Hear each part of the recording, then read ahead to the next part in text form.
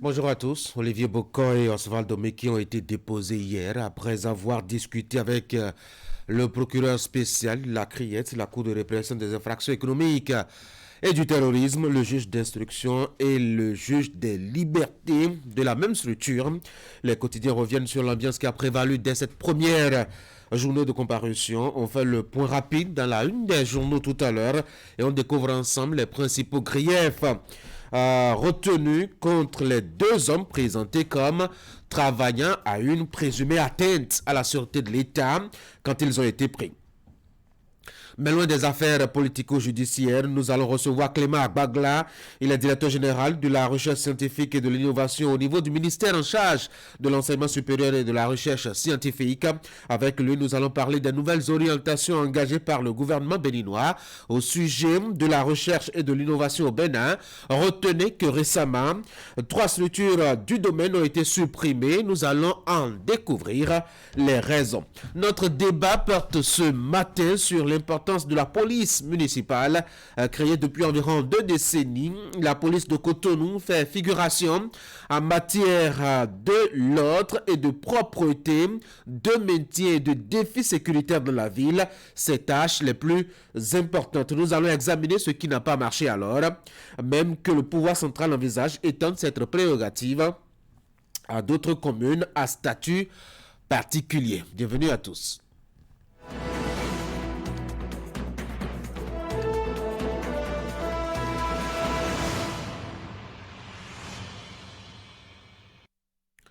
Fraternité ce matin en mise en manchette présentée hier à la Criette.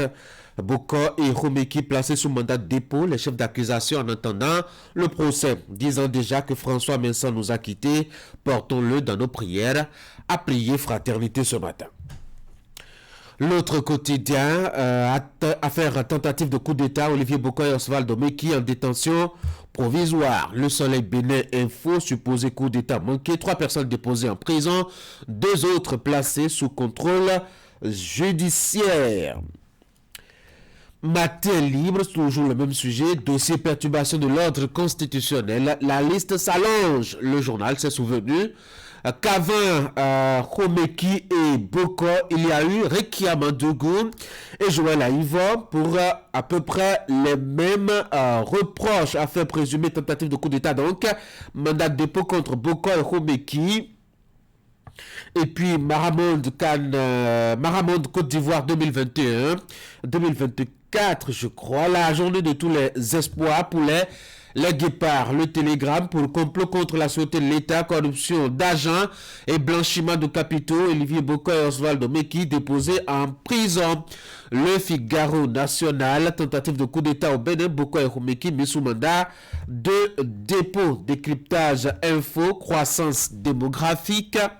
La population francophone atteint 583 millions d'habitants, portée par l'Afrique. Nous sommes avec le routier maintenant, tentative de coup d'État, Osvaldo Meki et Olivier Boko déposés en prison et puis enlèvement d'une apprentie couturière à 3 semaines de son examen CQM à Ganvier-sous-Commun en plein 21e siècle. Le mariage forcé refait surface. Le journal appelle les autorités à réagir. Bénin intelligent, musée des armées du Bénin, élargit le champ touristique de notre pays. A proposé donc le quotidien. Et puis nous sommes avec les 4 vérités maintenant. Affaire tentative de coup d'État, Boko et Romeki placés sous mandat de dépôt. Libération, affaire tentative de déstabilisation et complot contre l'État.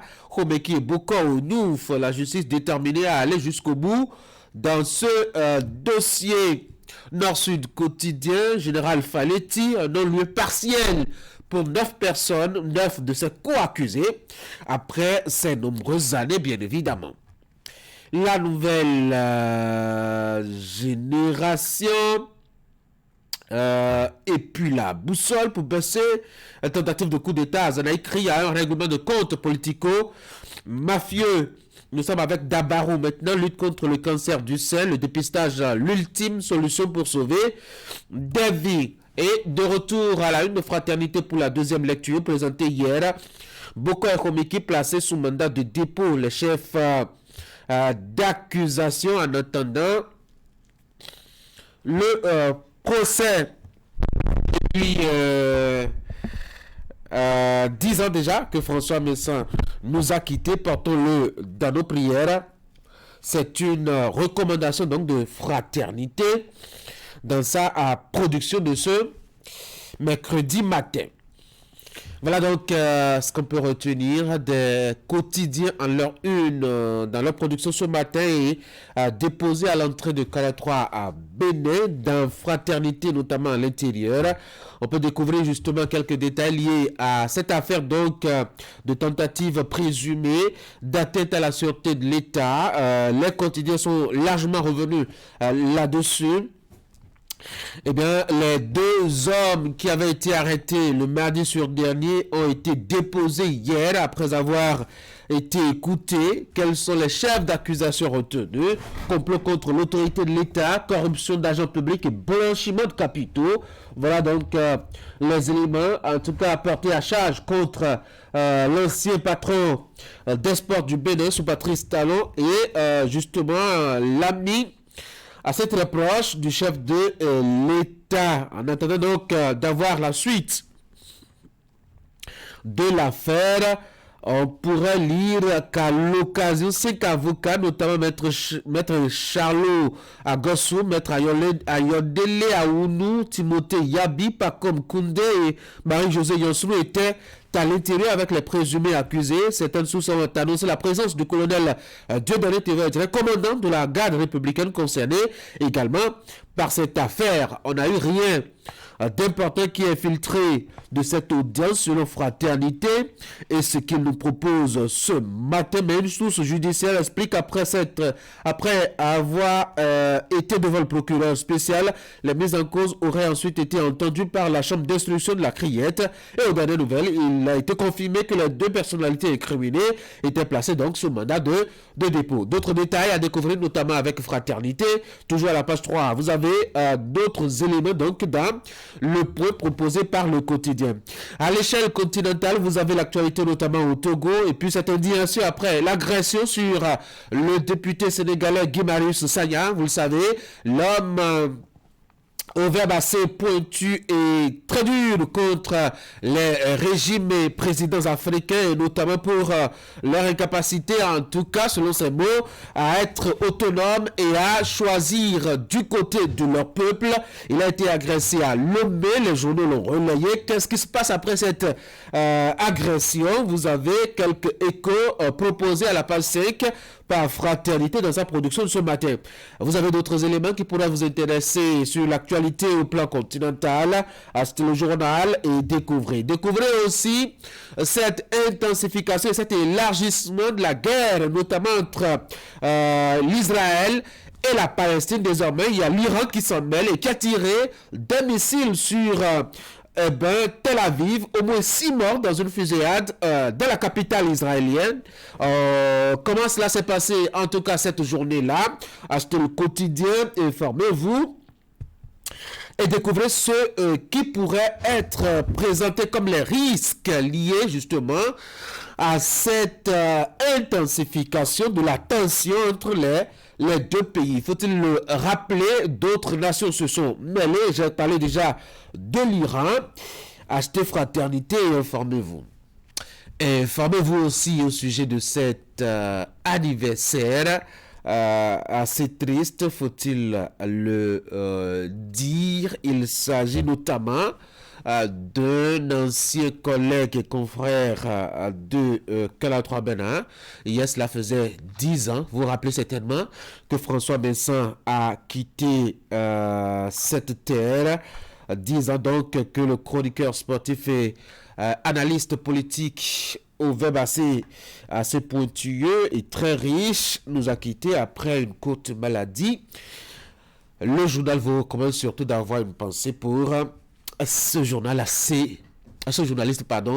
assez mérite, faut-il le dire. À l'occasion, nous pensons fondamentalement à sa famille et à toutes ces personnes qui l'ont aimé de son vivant et qui ont aimé ce qu'il a bien pu apporter à la presse nationale.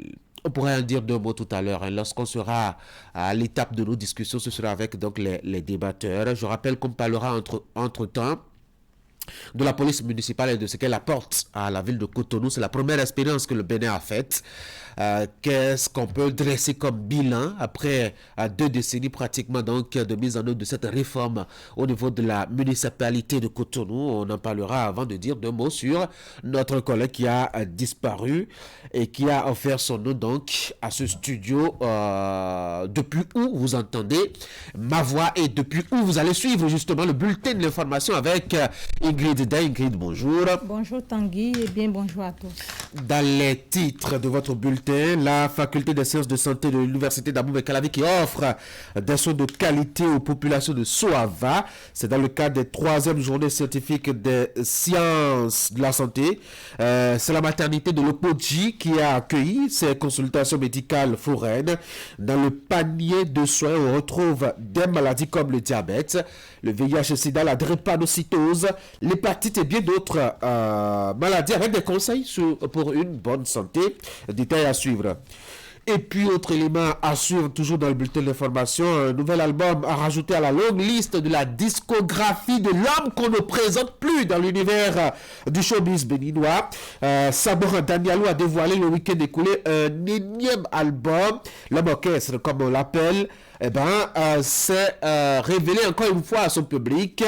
L'album est le fruit d'une collaboration avec le label Eya Records Limited. On fera également un tour en images, comme vous le voyez déjà, en avant-goût, sur cette belle soirée artistique avec Maël Belou et Jocelyn Bariga.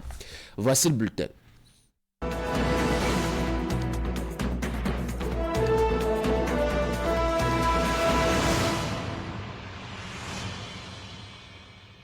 Et comme c'est l'actualité, le bulletin va s'ouvrir par là. Olivier Boko et Osvaldo Meki ont été déposés hier. Le juge des libertés et de la détention de la Criette a suivi la réquisition du procureur spécial, celle de poursuivre notamment avec dépôt ces deux personnalités. Peu après 23 heures de la nuit de ce mardi, donc à la fin d'une journée entière d'audition, les deux personnalités et un autre prévenu ont été placés en détention pour les besoins de l'enquête. Aucun d'eux ne reconnaît les faits pour ce qui est parvenu à la rédaction de Canal 3 Bénin. Deux autres cités dans l'affaire de coup d'État manqué contre Patrice Talon ont recouvré leur liberté pour le reste de l'instruction après avoir été écoutés. Faut-il dire, les avocats de l'ami proche de Talon et de son ancien patron des sports ont plaidé en vain pour une mise en liberté et sous caution, sous contrôle judiciaire par contre. Mais cela aura été, comme on l'a dit tout à l'heure, assez vain. On reviendra certainement sur d'autres détails concernant cette actualité-là. On passe maintenant à cet élément que je vous annonçais, notamment un titre pour le bulletin de l'information. Les populations de Soava, Ingrid, bénéficient d'un soin de santé de qualité et des médicaments gratuits. C'est bien ça, Tanguy Agoyi. C'est une opération que mène la faculté des sciences de la santé de l'université d'Abomey-Calavi. L'initiative s'inscrit dans le cadre des 3e journées scientifiques des sciences de la santé, lancées hier. Les consultations foraines durent 48 heures. Par cette action, la FSS veut servir les communautés qui sont dans le besoin. Idrissou Boukari pour les précisions. Les 3e journées scientifiques des sciences de la santé apportent un ouf de soulagement aux populations de Soava. Des médecins de presque toutes les spécialités mobilisés ce mardi 1er octobre 2024 à la maternité de l'Opodji pour animer des consultations médicales foraines au cours desquelles les populations de la cité lacustre bénéficieront de soins de qualité et des médicaments à titre gratuit. L'initiative s'inscrit dans le cadre du service social de la faculté des sciences de la santé de l'université d'Abomey-Calavi. Ces consultations foraines sont bien plus qu'un simple acte médical. Elles incarnent un pont entre l'université et la population et renforcent notre engagement à rendre la santé accessible à tous, particulièrement aux plus vulnérables. Nous savons que l'accès aux soins demeure un défi pour de nombreuses personnes dans notre pays. Et c'est pour cela que nous avons décidé d'apporter notre modeste contribution, notre expertise à l'Opodji, afin de contribuer à la santé et au bien-être de chacun. L'organisation de cette consultation foraine témoigne de votre attachement à l'amélioration des conditions de vie de notre population. Au nom de la population de Lokodji, nous vous disons merci et plein de succès à l'activité. L'équipe médicale à l'œuvre est constituée des médecins spécialistes, généralistes, pharmaciens, kinésithérapeutes, nutritionnistes, infirmiers et autres. Les enfants, les femmes enceintes et les personnes âgées sont reçus avec tous les soins nécessaires. La FSS, pour répondre efficacement aux besoins des patients, a fait déplacer des appareils de pointe adaptés à la circonstance. L'opération vient renforcer les efforts du conseil communal qui travaille inlassablement à améliorer les conditions de vie de ses administrés. Permettez-moi de remercier chaleureusement la faculté des sciences de la santé ainsi que l'ensemble des médecins spécialistes et généralistes, infirmiers et tous les acteurs impliqués dans cette noble mission. Votre présence ici témoigne de votre engagement à améliorer les conditions de santé de nos concitoyens. Vous incarnez l'espoir et la générosité, des valeurs essentielles au développement harmonieux de nos communautés. L'opération dure 48 heures pour tenter de prendre en charge une population qui en était dans le besoin. Ces consultations médicales foraines sont placées sous le thème « La FSS face aux défis sanitaires contemporains ». Une occasion pour l'équipe médicale de toucher du doigt les réalités que vive la population de la commune lacustre de Soava. Des contrats d'apprentissage formalisés au profit des adolescentes et femmes en situation de vulnérabilité dans la ville de Cotonou, une initiative de l'ONG Médecins du Monde Suisse à travers son programme Respect qui couvre les départements du littoral, Zou et Borgou. À travers cet acte, Médecins du Monde veut accroître la jouissance des droits relatifs à la santé par les personnes en situation de vulnérabilité et de marginalisation en leur offrant un accompagnement à la réinsertion socio-professionnelle. Reportage.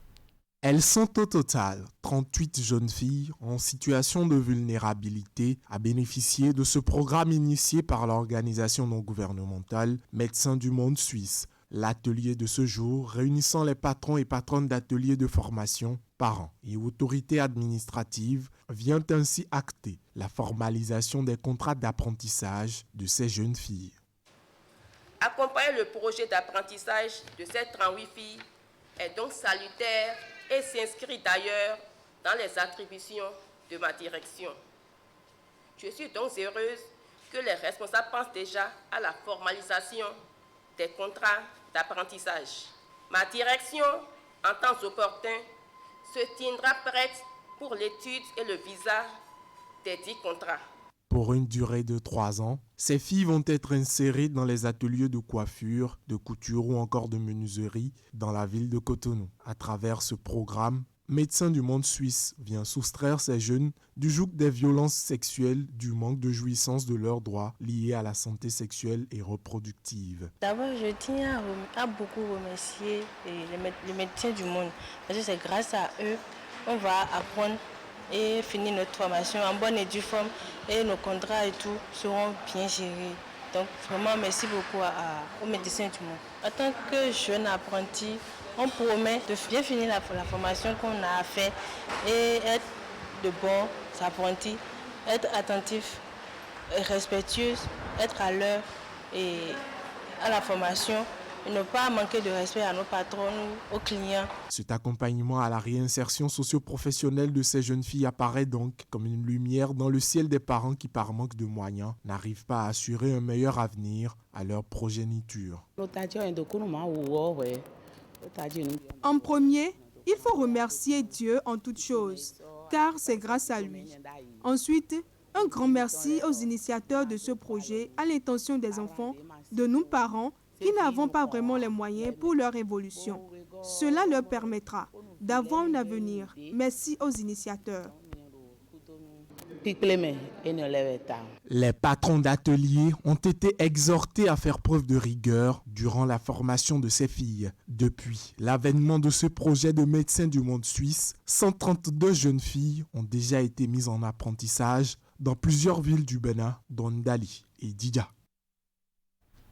Je vous emmène à présent découvrir le nouvel album de la légende béninoise Sagboran Danialou. Message, c'est l'intitulé de l'opus du rugby national lancé week-end dernier en présence de ses fans au centre communautaire EA de Cotonou. Cette œuvre de 10 titres est le fruit d'une collaboration avec le label EA Record Limited. Maël Lelo Belou.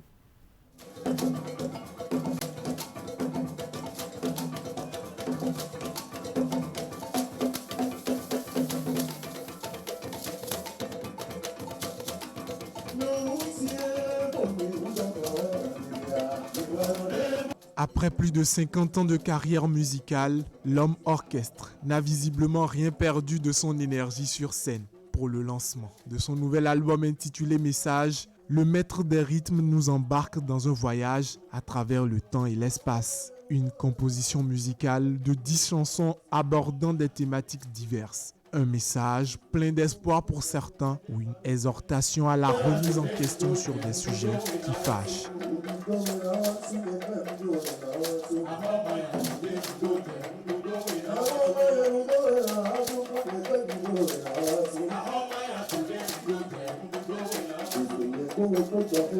Mais au-delà de tout ceci, l'album retrace la vie de l'artiste qui, parti de sa terre natale, a découvert celle du cacao dans les années 70.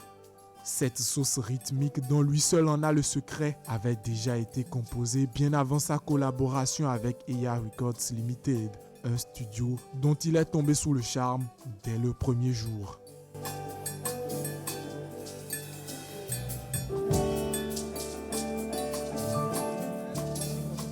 Je suis venu ici, j'ai vu le studio, j'ai écouté le son. J'ai jugé bon de faire un truc ici. Et je crois que j'ai le son. Mon répertoire, je l'avais depuis. Et si je vous dis que bon, j'ai chanté Bado Veko et tout ça, j'ai chanté depuis Soglo. Donc ce n'est pas des nouveaux morceaux que j'ai créés aujourd'hui, non, c'est un répertoire qui existait depuis des années. La collaboration avec le studio IA est l'ébauche d'un projet de mise en valeur et de sauvegarde des rythmes du rugby national, une icône de la musique béninoise. Je pense que nous, on a eu la chance d'écouter l'album en entier à plusieurs reprises. Aujourd'hui, il nous a fait un petit medley de 5 chansons qui, pour moi, sont des chansons qui représentent vraiment l'ampleur et l'étendue des différents messages que Agbe a à faire passer sur cet album. C'est des messages de cohésion, de paix. À cette soirée de lancement d'un énième album de Sagboran Danialou, un public de choix. La vente officielle des disques de l'album a été lancée et les premiers servis ont été dédicacés par l'artiste lui-même qui promet de revenir bientôt avec d'autres albums.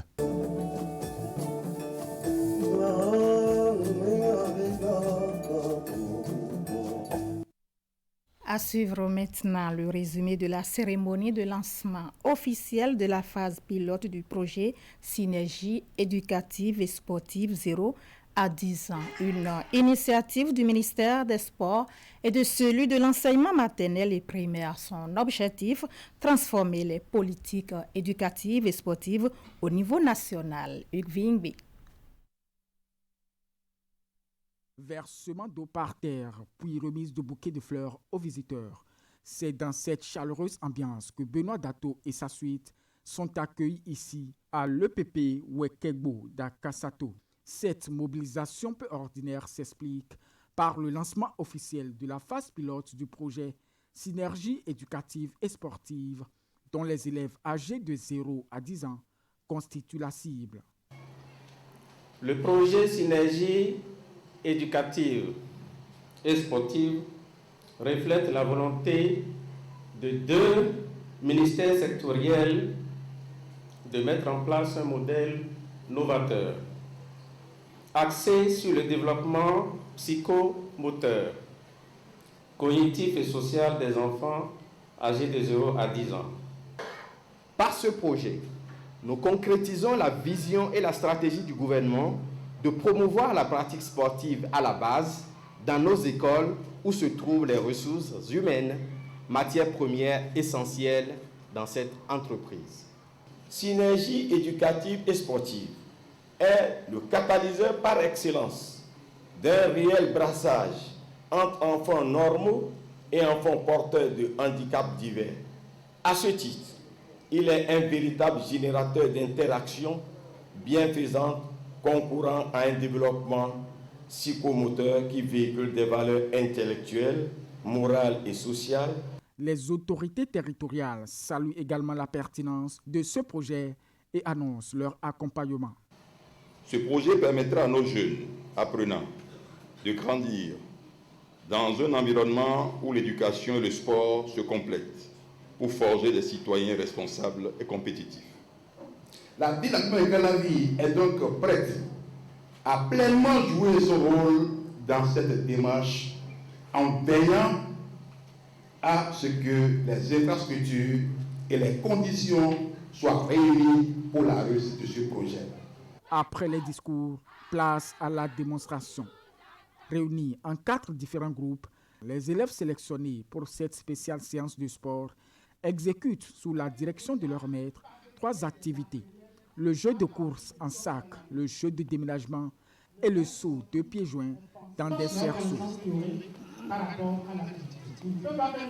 Et ces jeux permettent de travailler chez l'enfant d'abord la réaction, l'équilibre, et l'orientation, l'adaptation également.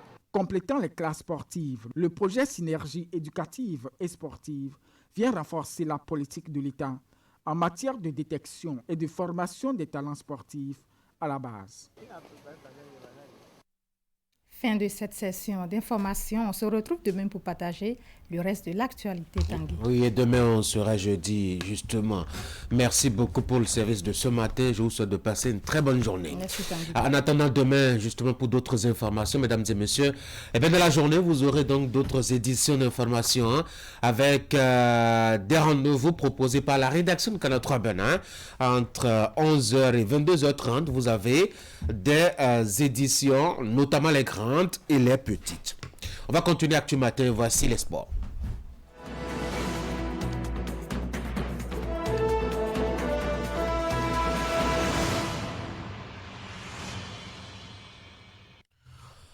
On va parler essentiellement football ce matin au menu de Sport Matin. Maël Belot, bonjour. Bonjour Tanguy. Et on va démarrer justement par le Maracana. Hier, on a disputé 3 rencontres pour le compte de la 5e journée de la Coupe du Monde de Maracana. Il faut le dire, la fête se déroule en Côte d'Ivoire. Et puis justement, cette nation hôte qui s'est baladée devant le Cameroun. Oui.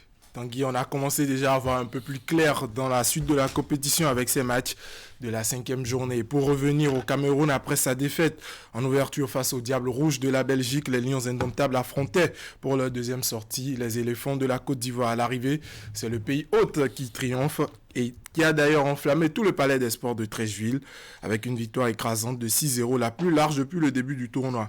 La Côte d'Ivoire réussit un 6/6 en 2 sorties. Pour le Cameroun, avec 2 défaites enregistrées, ils sont éliminés. Dans les autres matchs de la 5e journée, le Brésil a battu les États-Unis 5-2. Deuxième défaite pour les Américains qui eux aussi vont prendre la porte après ce premier tour.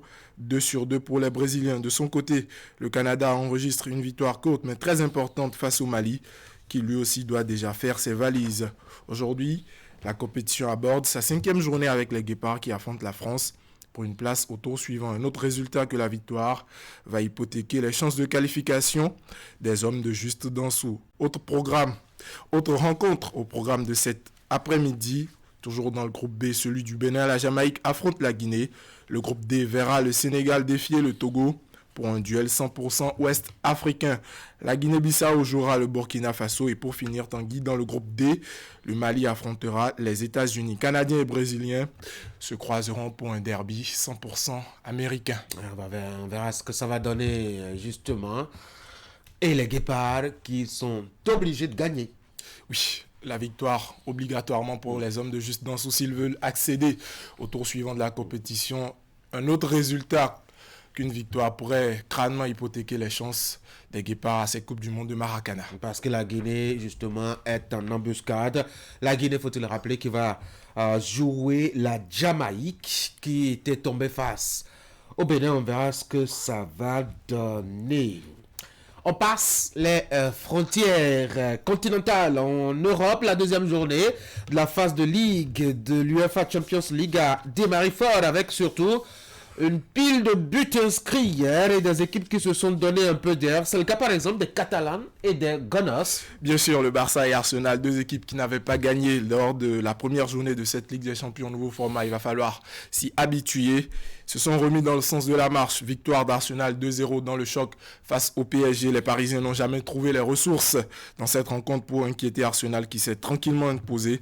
De son côté, le Barça a fait carton plein face aux Young Boys de Berne avec un magnifique doublé de l'attaquant polonais Robert Lewandowski qui porte son total de buts à 96 dans la Ligue des Champions. Désormais, l'international polonais détient le meilleur ratio de buts que Lionel Messi en Ligue des Champions avec 0,79 buts par match. Il dépasse par la même occasion Cristiano Ronaldo en termes de ratio. Lewandowski est le deuxième joueur à marquer plus de 50 buts en Ligue des Champions après ses 30 ans. Il en a marqué au total 52. Le premier, vous le connaissez, Tanguy ? Lionel Messi? Non, eh bien c'est Cristiano Ronaldo, Mister Ligue des Champions, qui en a marqué 68 après ses 30 ans. Et puis en Allemagne, le Borussia Dortmund a étrié les Écossais du Celtic Glasgow 7-1 avec un doublé de l'attaquant guinéen Serhou Guirassy. Quant au champion en titre allemand, le Bayer Leverkusen, il a réussi à s'imposer face à l'AC Milan grâce à son buteur nigérian Victor Boniface. Manchester City a largement dominé les Slovaques du Bratislava 4-0. L'Inter Milan s'est imposé également face à l'Étoile Rouge de Belgrade. Et Tanguy, Brest qui n'en finit plus de nous séduire en Europe. Après sa belle victoire lors de la première journée, le club français qui en est à sa toute première participation en Coupe d'Europe est allé battre assez largement le RB Salzbourg avec un doublé de l'attaquant sénégalais Abdallah Sima. Actuellement, Brest est deuxième au classement à égalité de points avec le leader Dortmund. Tenez-vous tranquille, Brest est devant Manchester City, Leverkusen ou encore l'Inter, même s'il faut le souligner. On n'est qu'à la deuxième journée de cette Ligue des Champions. On est au début des histoires, en effet. Alors, on va passer maintenant à cette autre actualité. Et là, on revient au pays, Maël, pour faire le tour d'horizon de l'actualité sportive ce matin. Les préparatifs pour le prochain tournoi, il faut à zone B, amorce le dernier virage. Et le Bénin, de son côté, se prépare activement pour ce rendez-vous sous-régional avec le démarrage du deuxième stade de préparation. Oui, à 2 semaines du début de la compétition, on s'active du côté de Mathias Deguena. 33 joueurs ont été convoqués par le sélectionneur de l'équipe nationale U20 qui entame ce mercredi un stage qui le conduira jusqu'à Lomé. Pour ce regroupement, l'encadrement technique en accord avec le manager général des équipes de catégorie a décidé d'élargir donc le groupe à 33 contre 30 lors du dernier rassemblement. Sur cette liste publiée dans la soirée d'hier, on a 5 gardiens de but dont Rahman Karim, Bertrand Kossi, Mohamed Katiakolo et Kenzo Villanguezo, jeunes gardiens qui évoluent en France avec Dijon. Le secteur défensif reste néanmoins le plus fourni de cette liste. Avec 12 joueurs, on retrouve les habitués comme Gabriel Moulero ou encore Ronaldo Alofa. Ici, on note la sélection de 2 joueurs évoluant hors du territoire national. Il s'agit de Modeste Kounoudi de Vision FC du Ghana et de Kylian Dassa Bliga qui évolue en Belgique. Au milieu de terrain, ils sont 7. Rabiou Seibou de Baniganse ou encore Nawas Salou de Coton FC. Et enfin, la ligne offensive qui compte 10 joueurs avec le retour dans cette liste de Iché de Coton. Ici également, on retrouve un joueur qui évolue au Ghana. Et lui, c'est Mouzi de Taoufik Seydou du club de Stari. Wow, donc voilà en substance résumé la liste de Mathias Deguena. Et puis on va quand même revenir sur cette actualité avec les matchs de la deuxième journée de la Ligue des Champions en Europe qui se poursuivent. Aujourd'hui, on a au programme quelques rencontres. Le Shakhtar Donetsk affronte l'Atlanta de Bergame. Lille joue le Real Madrid. Aston Villa affronte le Bayern Munich. Benfica joue l'Atlético de Madrid. Liverpool affronte Bologne. Girona affronte Feyenoord et le Dynamo Zagreb va affronter Monaco.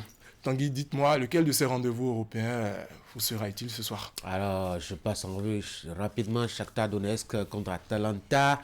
Lille, Real Madrid. Cela va un cran déséquilibré. Leipzig qui va... Ça, par contre, ça me plaît bien. Leipzig, les Allemands qui vont rencontrer les... mettons quoi, les Italiens de la Juventus. Voilà. Aston Villa, Bayern, Benfica, Atlético Madrid, ça aussi c'est pas mal. Liverpool-Bologne, c'est déséquilibré. Girona, je crois que les deux qui me plaira bien, ce sera un certain Benfica Atlético ou Leipzig Juventus. Et puis, pour parler de la rencontre entre le Real Madrid et Lille, il n'y aura pas malheureusement les retrouvailles entre les frères Mbappé, puisque Ethan, qui est le petit frère de Mbappé, s'est blessé samedi dernier en championnat. Et quant à Kylian Mbappé, lui, il est bel et bien présent dans le groupe des merengues pour affronter... pour affronter Lille. Et il faut dire que dans les autres matchs, vous suivrez avec nous Leipzig, Juventus, Tanguy, et puis votre Benfica, Atlético. On en rendra compte demain. Maël, merci beaucoup pour les informations sportives ce matin. Je vous souhaite de passer une très bonne journée. Suivez l'actualité et venez nous rendre compte demain. Mesdames et messieurs, voici notre invité ce matin.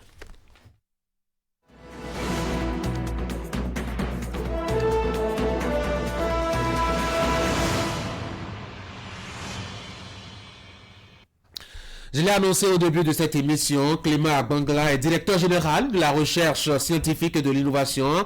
Il est installé au niveau du ministère en charge de l'enseignement supérieur et de la recherche scientifique. C'est lui notre invité ce matin. Monsieur Abangla, bonjour. Bonjour, monsieur le journaliste. Merci d'être venu sur Actu Matin. On va parler avec vous de la nouvelle agence créée au Bénin pour répondre aux besoins de la recherche scientifique et de l'innovation. Il s'agit de l'agence béninoise de la recherche et de l'innovation. Alors avant d'aborder, je dois dire la naissance de la BRI. Parlons de ce qui existait déjà et qui a été balayé rapidement et tout récemment. 3 structures au total, monsieur le directeur général, ont en effet été dissoutes. Il s'agit d'abord du Centre béninois de la recherche scientifique et de l'innovation technologique, CBRCIT, de l'Agence béninoise de la valorisation de la recherche et de l'innovation technologique, ABREVIT, et puis du Fonds national de la recherche scientifique et de l'innovation technologique, FNSIT. Pourquoi avoir choisi de supprimer tout cet arsenal institutionnel et structurel? Merci, monsieur le journaliste. Je vous remercie pour nous avoir invités pour essayer d'éclaircir tout ça là. Et bon, il faut dire tout simplement que le rôle de la recherche et de l'innovation, c'est d'accompagner le développement d'un pays sur tous les plans. Donc sans recherche, pas de développement normalement. Bon, donc tout ça là, c'est pour donc le bien-être social. Nous sommes d'accord. Voilà. Et pour jouer ce rôle, la recherche et l'innovation se fondent sur une politique qu'on appelle la politique nationale de la recherche et de l'innovation. Bon, donc cette politique s'élabore sur 10 ans, nous sommes d'accord, et après 10 ans, il faut l'évaluer et voir ce qu'il faut faire compte tenu donc des nouveaux défis et des orientations. Et comme vous le savez, depuis 2016, notre pays est dans une nouvelle dynamique donc, de développement. Et le chef d'État est vraiment conscient, le président Patrice Talon est conscient de ce que la recherche et l'innovation, c'est-à-dire doivent jouer leur rôle comme cela se doit. Et c'est heureux que sous donc, le leadership donc, de notre ministre, le professeur Eleonore Yaïla-Decan, qui est un chercheur rompu aussi, donc on a pensé, c'est-à-dire on a évalué l'ancienne politique, nous sommes d'accord. Bon, une nouvelle politique a été élaborée, et compte tenu du fait que le gouvernement est conscient de ce que la recherche et l'innovation jouent un rôle important, donc ça a été adopté depuis le 20 juillet 2022. Nous sommes d'accord. Donc pour la mise en œuvre de cette politique, il faut nécessairement donc des structures. Absolument. Est-ce que vous voyez? Bon, l'ancienne politique, pour sa mise en œuvre, on avait décidé donc de mettre 3 structures en oui, mais pourquoi l'avez-vous décidé? Moi, je viens, c'est sur ça que je viens. Donc, vous les avez déjà cités, je ne vais plus revenir sur ça. Mais on a remarqué que, en réalité, pour la gouvernance donc, de cette structure-là, il y avait un petit souci. Est-ce que vous voyez? Parce que le CBRCI était là, par exemple, pour exécuter la recherche. Le fonds était là pour financer la recherche. ABREVIT était là pour la validation des résultats de recherche. Bon, c'est au niveau un rôle distinct tout à fait. Et complémentaire. Et complémentaire, oui. Comme vous le voyez. Mais il y avait de petits soucis, donc, de gouvernance. Il fallait envoyer le titre, ça aurait été un peu plus simple. Ne vous en faites pas. Oui. Et en plus de ça, il y a aussi le fait que l'actuel gouvernement veut faire en sorte que les choses soient optimisées. Okay. Parce que c'était des structures un peu budgétivores, bon, qui avaient besoin donc de beaucoup de financement, etc. Alors que la recherche elle-même a besoin d'être financée correctement. Donc, après réflexion, et après donc évaluation donc de cette politique-là et des structures qui permettaient donc de sa mise en œuvre, il a été décidé d'expérimenter une autre donc politique, la nouvelle politique. Et cette politique, pour ça là, maintenant, on a décidé de regrouper, est-ce que vous voyez, ces structures-là pour plus d'efficacité et plus, en tout cas, c'est plus chaud là, quoi. De performance et de résultats. Donc, voilà. Je retiens que deux raisons ont postulé fondamentalement à la suppression de ces structures-là. La gouvernance qui posait problème au niveau des structures, et puis la question du budget. Qui se présentait comme étant un élément qui handicapait un peu, je dois dire, le bon fonctionnement de ces et la bonne contribution de ces éléments-là. Voilà, alors, depuis 2016, ces trois structures ont vu leur activité quand même gelée, pour les informations que j'ai eues en préparant cet entretien. Est-ce que cela n'a pas plombé toute la volonté dans le domaine pendant ce temps? C'est comme si on avait mis en parenthèse la recherche et l'innovation pendant 10 ans. Non, je ne pense pas. Puisque, comme vous le savez très bien, le gouvernement du président Patrice Talon et le ministre de la Recherche scientifique et de l'innovation, le professeur Léonard Ladican, elle est chercheur, et donc, c'est-à-dire les choses se faisaient comme cela se doit, mais comme je vous le dis, il fallait vraiment donner notre orientation à la chose, compte tenu des défis et de la nouvelle orientation des choses pour le développement de notre pays. Quelles sont les positivités qu'on peut retenir de ces trois structures qui ont été supprimées? Ou bien elles n'ont rien apporté du tout? Je ne peux pas dire qu'elles n'ont rien apporté, seulement que il faut toujours évoluer dans le temps et faire en sorte que les choses soient revues, compte tenu donc de la vision nouvelle donc, des autorités en place. Parlons à présent de l'Agence béninoise de la recherche et de l'innovation. Alors, comment l'apercevoir?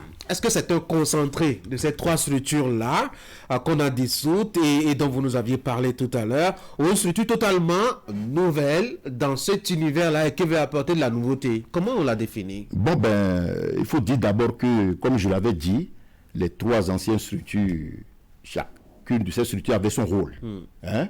C'est-à-dire exécution de la recherche, financement de la recherche, évaluation des résultats de la recherche. Toutes ces structure-là, c'est-à-dire les objectifs là, se retrouvent toujours dans Abri actuellement. Mais ce qui est nouveau ici, c'est que c'est-à-dire la nouvelle agence est dotée des organes donc, qui vont lui permettre d'être plus efficace. Est-ce que vous voyez? Donc il y a un organe qu'on appelle le Conseil d'orientation stratégique. Ça fait quoi ça? Bon, cet organe se charge donc de faire en sorte que les objectifs de l'État en matière de recherche et d'innovation soient respectés. Est-ce que vous voyez? Il n'y aura plus donc à faire ce qu'on veut, etc., etc. Voilà. Donc, il y a le conseil d'administration. Ça là, c'est naturel, comme vous le savez, parce que toute agence doit être dotée d'un organe, donc d'un conseil d'administration. Une direction qui est gérée normalement et en principe, pour ce que j'ai lu par la ministre ou le ministre en charge de l'enseignement supérieur. Et la ministre, madame la ministre, voilà. Bon, il y a aussi les organes de gestion. Voilà. Et ce qui est important ici, c'est qu'il y a maintenant un conseil scientifique, n'est-ce pas, qui statue sur tout ce qu'on doit faire. Les autres structures n'en avaient pas? Ça n'en avait pas. Est-ce que vous voyez? Donc voilà les nouveautés qui vont permettre donc à l'Agence béninoise de la recherche et de l'innovation Abri d'être très efficace et de jouer et permettre donc à la recherche de jouer son rôle d'accompagnement donc développement. Quel est l'objectif ou quels sont les objectifs de cette structure-là? Et mettons, est-ce qu'on a un calendrier? Est-ce qu'on a vraiment un chronogramme pour savoir que à partir de tel moment et à tel moment précisément, on aura un certain nombre d'éléments qui apportent justement un grain de sel à notre marche vers le développement? Vous savez, le gouvernement du président Patrice Talon ne fait pas les choses à moitié. Ça, je vous rassure sur ce plan. Je suis rassuré. Cela veut dire quoi? Cela veut dire tout simplement que, une fois que les statuts sont adoptés, Madame la ministre, le professeur Éléonore Yaïla-Decan, déjà a pris toutes les dispositions pour que le conseil d'administration soit mis sur pied, pour que le directeur général soit nommé, pour que donc les programmes, les consoles, c'est-à-dire tout ça là, c'est déjà en voie. Et puis donc nous sommes à l'œuvre pour que d'ici à là, c'est-à-dire les choses, ce n'est pas une continuité. Puis, ce n'est pas que la recherche était, non, pas du tout. Et la preuve, c'est que vous voyez souvent maintenant à la télé, c'est-à-dire l'état de recherche, nous essayons donc de faire en sorte On a cru que les chercheurs béninois étaient jaloux de leur trouvaille. C'était difficile de les avoir sur le plateau. En tout cas, les télévisions, vous savez, pas précisément. Le chercheur n'a pas le temps de venir parler de ce qu'il fait. Ah oui. Non, lui, dans le laboratoire, il travaille. Oui. Est-ce que vous voyez? Le laboratoire, c'est pas une cellule qui met de la lumière sur ce qu'il est. Non, c'est la direction générale de la recherche et de l'innovation, la DGRS, qui se charge de ça. Et c'est ça que vous voyez actuellement, donc, depuis quelques temps. Depuis longtemps, alors la direction n'a rien fait. Elle faisait, mais ce n'était pas médiatisé. Est-ce que vous voyez? Puis ce n'était pas le problème des chercheurs. Le chercheur, lui, travaille, il trouve, mais bon, ce qu'on fait de cela, ce n'est pas tellement son problème. C'est quand on a besoin donc de ces résultats pour vraiment faire quelque chose, que après, donc, on appelle ça la valorisation du résultat de recherche. C'est parce que la nouvelle structure a beaucoup de cellules, de départements et d'organes, et même de personnel, et craignent justement pour son efficacité. Parce que plus il y a du monde, et moins une structure travaille. Mais tout cela n'a pas été fait au hasard. Ah oui? Ça a été pensé. Nous sommes d'accord. Puisque c'est sur la base de ce qui était que la nouvelle structure a été érigée. Donc on ne peut pas déjà prêter d'intention à cela. Non, attendons de voir comment ça va se passer. Moi, je ne veux rien promettre, mais je vous dis, comme je vous l'ai déjà dit, sous ce régime-là, ce n'est pas possible de ne pas avoir de résultats. Ah oui? Vous voyez. Donc, ceux qui sont là et qui sont en train de faire ce travail, ils sont conscients de cette situation. Et une fois que les choses ont démarré, c'est que ça doit aller jusqu'au bout. On sait que les structures, quand on les crée nouvellement, le premier problème qui se pose, c'est le problème de financement, de moyens. Qu'est-ce qui est prévu fondamentalement pour qu'on n'ait pas à piétiner au niveau de l'abri? Vous voyez, les 3 structures qui ont été dissoutes, ils avaient donc un financement en bonne et due forme. Donc on va les virer là-bas. Nécessairement, d'abord. Donc ça là, c'est déjà un acquis. L'autre chose, c'est que nous-mêmes chercheurs, nous devons démontrer, c'est-à-dire au gouvernement, que nous sommes capables de quelque chose, pour qu'ils mettent des ressources à notre disposition. Et ça, nous en sommes capables. Il faut d'abord démontrer avant que le gouvernement mette de l'argent, ou il faut que le gouvernement mette de l'argent pour qu'on démontre après? Écoutez, le problème c'est quoi? C'est que c'est les deux à la fois. Est-ce que vous voyez? C'est-à-dire, ce que nous voulons désormais, c'est que une fois que l'abri est là, quand il y a des problèmes, des préoccupations sur n'importe quel plan, donc l'État interpelle l'abri, n'est-ce pas, met les ressources qu'il faut à sa disposition, et les chercheurs sont mis au travail, et pour le bonheur donc de notre pays. Alors, ce que j'ai lu pour les tests de la structure, elle est dotée d'un budget de 100 millions au départ, c'est beaucoup de sous, mais c'est peu pour la recherche dans un pays. Est-ce que ce n'est pas pratiquement, désolé d'utiliser ce mot, c'est celui qui me vient à l'esprit, est-ce que ce n'est pas une insulte pour la recherche? Je ne pense pas trop. Le problème c'est quoi? C'est que d'une manière ou d'une autre, le pays veut s'appuyer sur la recherche pour se développer, n'est-ce pas? Donc, quand on va commettre, c'est-à-dire les chercheurs, à faire quelque chose, on va leur donner les moyens. Mais on ne pouvait pas donner les moyens, c'est-à-dire dans l'état où les choses se trouvaient. Et puis vous savez bien que le gouvernement actuel n'aime pas, il était de l'argent quand il y a du house. Nous sommes d'accord. Donc, maintenant que les choses sont structurées, est-ce que vous voyez? Bon, je pense que ce dont vous parlez là, c'est pour le fonctionnement et qu'on sort là, mais pour la recherche elle-même, donc, puisque cette structure est chargée donc de l'exécution de la recherche, du financement de la recherche et de la valorisation des résultats de recherche. Donc, si l'État a des préoccupations et pose le problème, les chercheurs seront mis au travail et les moyens qu'il faut seront mis à disposition. Et moi, je suis très sûr pour ça. Alors, je me souviens au départ, depuis 2016, en tout cas, pour sa campagne, le candidat Patrice Talon avait proposé cette idée que s'il prenait le pouvoir, il allait justement créer une structure à l'image du CNRS en France, qui sera directement rattaché à la présidence afin d'une autonomie et d'une célérité dans son efficacité. Est-ce qu'il va dire réellement aujourd'hui, vous créez une structure que vous mettez sous la tutelle du ministère de l'Enseignement supérieur et de la Recherche scientifique, qui pourra en être, je dois dire, son autonomie et surtout son efficacité et la rapidité aussi de ce qui va en découler. Voilà. C'est-à-dire, en réalité, le ministère de l'Enseignement supérieur et le ministère de l'Enseignement supérieur et de la Recherche scientifique. Si on lui enlève ce volet de recherche scientifique, qu'est-ce qu'il va lui rester? L'enseignement supérieur? Alors, bon, le chef de l'État, c'est aussi un vaste chantier. Non, mais écoutez, l'enseignement supérieur, parce qu'on a vu quand même pendant 10 ans, oui. Il n'y a pas d'enseignement sans recherche. Est-ce que vous voyez? Parce que les enseignements qui se font à l'université ne se font pas comme ça au hasard.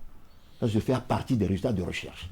Est-ce que vous voyez? Donc, le président a bien dit que, la recherche, il est conscient de ce que la recherche doit jouer, ce rôle d'accompagnement, de développement. Bon, donc, si aujourd'hui, lui-même, il dit que, ça dit sur concertation et console là, que, ça dit, ce volet-là doit rester toujours au ministère donc, de l'enseignement et de la recherche scientifique, c'est à dessein.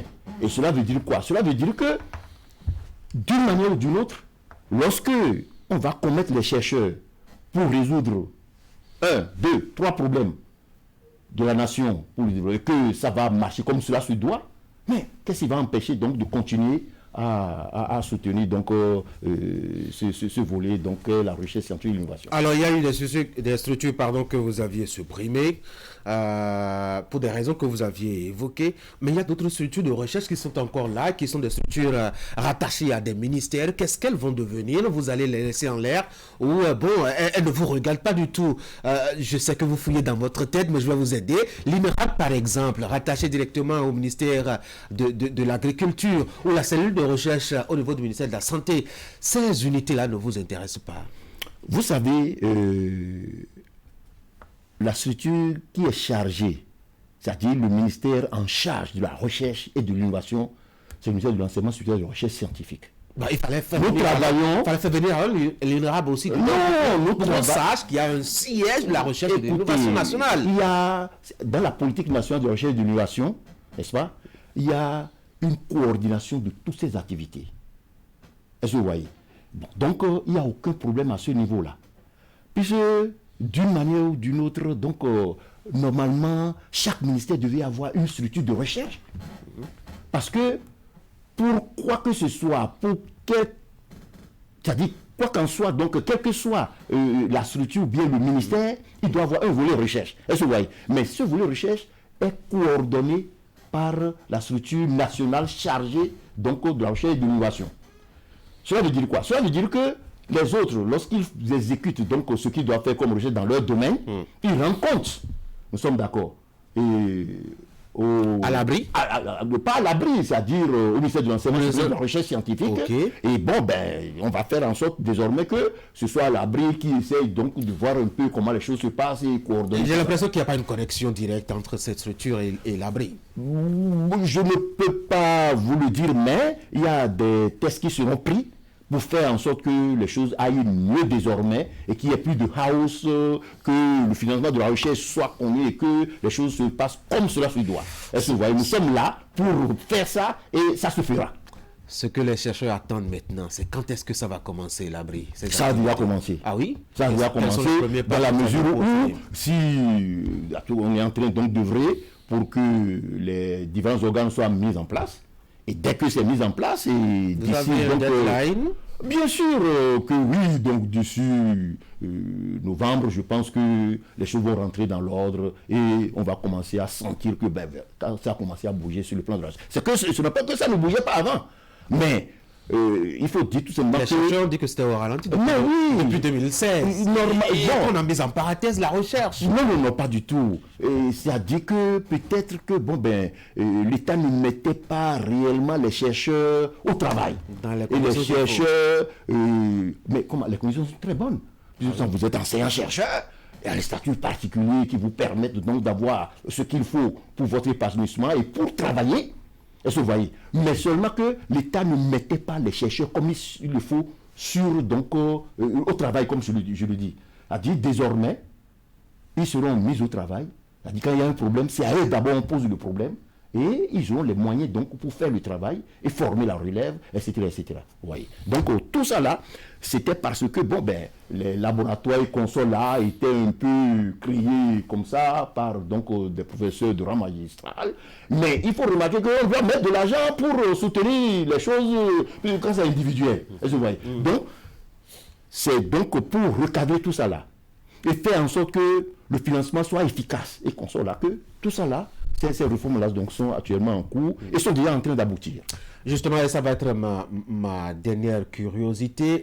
On a l'impression que quand on a réuni toutes les conditions à l'université, qu'on peut créer un laboratoire tout de suite et maintenant sans tenir compte forcément de sa capacité à survivre par lui-même. Quel est le regard que le ministère a sur tout ce qui se crée comme laboratoire dans les universités publiques et le travail qui s'y fait? Bon, dans un récent passé, effectivement, quand vous devenez professeur rang magistral, pour votre survie et évolution, vous êtes obligé donc de créer un laboratoire parce que vous allez chercher donc des financements et consorts et on vous demandait si vous avez une structure dans laquelle vous allez exécuter donc le projet, etc. C'est ça qui faisait que les collègues créaient le laboratoire et consorts. Bon, mais il y avait autant de laboratoires. Voilà, vous êtes d'accord avec moi. Vous êtes d'accord avec moi que un gouvernement sérieux ne peut pas mettre de l'argent dans ce house-là. Pourquoi? Si le laboratoire travaille très bien, pourquoi est-ce qu'on ne peut pas mettre de l'argent? Mais j'ai l'impression qu'on se méfie trop des enseignants. Non, mais on ne se méfie pas des enseignants. Mais écoutez, c'est-à-dire, si vous avez 1000 enfants, ils ont tous, c'est-à-dire, des choses. Chacun sa maison. Vous ne pouvez pas, c'est-à-dire, vous en sortir. Donc, à un moment donné, déjà après 2016, quand ce gouvernement est arrivé, on a demandé à ce que les laboratoires se regroupent par thématique. Moi, je suis généticien. Mais il y a un autre généticien qui peut encore créer un laboratoire de génétique. Ce n'est pas une bonne chose. Est-ce que vous voyez? Donc, ce travail a commencé depuis. Et donc, désormais, c'est-à-dire, il y aura un regroupement par thématique. C'est pourquoi nous avons pensé à créer donc, un laboratoire thématique au niveau donc de la politique, ça a été dit. Et ces laboratoires doivent être bien financés. Parce que quand un individu se met à créer un laboratoire, il ne peut pas l'équiper comme cela se doit.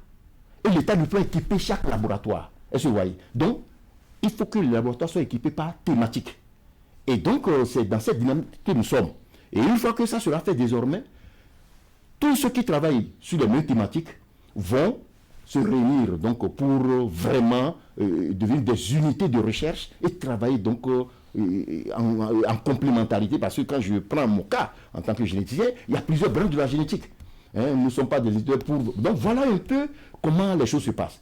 Donc si les collègues se plaignent, c'est parce que c'est-à-dire ils n'ont pas tout ce qu'il faut et malheureusement la collaboration qu'il faut pour c'est-à-dire mutualiser les équipements, ça n'existait pas non plus parce que la confiance... Il y a un travail qui a été fait. Exactement. Donc sur ce plan-là, nous sommes en train de faire en sorte maintenant que ces laboratoires-là soient regroupés et le VR chargé de la recherche universitaire dans les VR, ils sont en train de faire ce travail-là et vous allez voir les résultats d'ici à là. Maintenant, ces laboratoires seront utilisés efficacement par l'abri.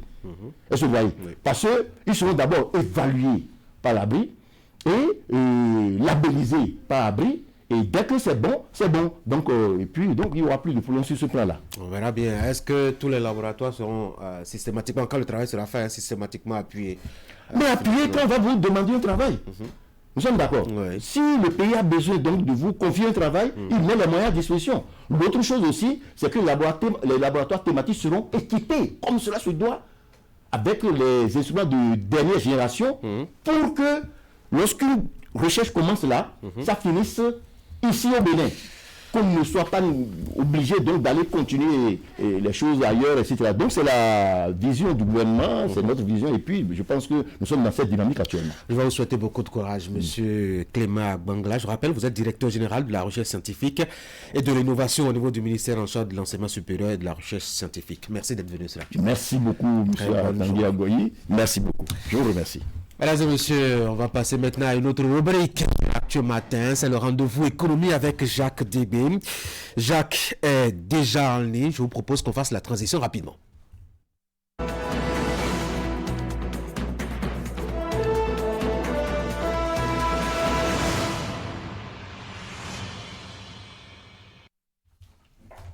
nous voici de retour donc en plateau pour la rubrique économie. Nous parlons aujourd'hui de cette habitude chez certains Béninois de refuser, certainement vous en aviez été victime, des billets de banque ou pièces de monnaie parce qu'ils sont usés, altérés ou pas suffisamment beaux à leur goût. Nous allons donc en comprendre les contours, comprendre pourquoi une telle attitude et surtout pourquoi, en dépit des nombreux rappels à l'ordre, le phénomène persiste. Jacques Debé, bonjour. Bonjour Tanguy. Vous dites qu'en dépit des mesures et des tests en vigueur au Bénin qui punissent, je dois dire, le comportement, ce phénomène, eh bien, cela continue d'avoir cours. C'est bien cela, c'est le statu quo Tanguy, puisqu'en dépit des mesures prises jusqu'ici, rien, absolument rien n'a changé sur le terrain. Revenons déjà sur les différents communiqués pris par le ministre d'État, ministre de l'économie et des finances en la matière. Le dernier en date est celui du 6 octobre 2022, dans lequel Romuald Wadagni faisait déjà remarquer que cette attitude qui consiste à rejeter certaines pièces sous prétexte qu'elles seraient celles des divinités, sont altérées, lisses ou le refus des billets froissés, cette attitude entraîne des incidents dans plusieurs localités où des transactions entre agents économiques n'ont pas pu se dénouer.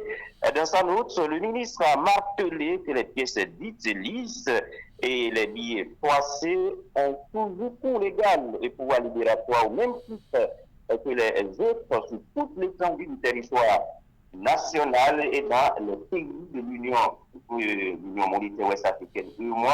Le communiqué qui rappelle un autre, celui du 3 septembre 2020, dans lequel l'argentier national tapait déjà du poing sur la table par rapport à la recrudescence de ce phénomène de rejet de pièces de monnaie et billets de banque tenus par la BCAO, la Banque centrale des États de l'Afrique de l'Ouest. Mais toutes ces mesures semblent être comme de l'eau versée sur le dos du canard, puisque, comme je l'ai dit, lors des transactions commerciales, les pièces lisses et ou billets froissés sont toujours refusés par les agents économiques. Personne ne veut accepter ces pièces ou ces billets au risque de ne pas pouvoir les dépenser en retour. Mais alors, comment est-ce qu'on fait avec ces gens, ces personnes qui ont cette attitude-là pour arriver à maîtriser le phénomène? Eh bien, il faut déjà sensibiliser. Parce qu'on se contente de simples communiqués ou rappel à l'ordre. Jusqu'ici, il ne semble pas, cette méthode n'a pas véritablement produit de véritables résultats sur le terrain. Et il ne semble pas avoir de véritable campagne pour que l'acceptation des pièces lisses qui auraient perdu leur éclat ou des billets froissés entre véritablement dans les habitudes des Béninois. Il n'y a pas qu'au niveau de la sensibilisation que le bas blesse. Il y a aussi qu'on ne sanctionne pas. Dans le communiqué du ministre Wadagni, il est dit que le refus de recevoir la monnaie ayant cours légal dans un État membre de l'UEMOA est puni par les tests en vigueur. Moi, je n'ai pas connaissance, par exemple, d'une seule personne qui a été frappée par ce test. Et pourtant, des milliers de personnes refusent au quotidien des pièces dites lisses et billets dits froissés. Il est clair qu'il y a un couac dans la façon dont la lutte est menée par les autorités monétaires. Je parlerai d'un manque de volonté réelle par rapport à cette mesure-là. Et je demandais, qu'est-ce qu'on fait maintenant avec ces personnes-là qui sont très bien entêtées? Et il faut déjà changer de fusil d'épaule dans la stratégie de sensibilisation des communiqués.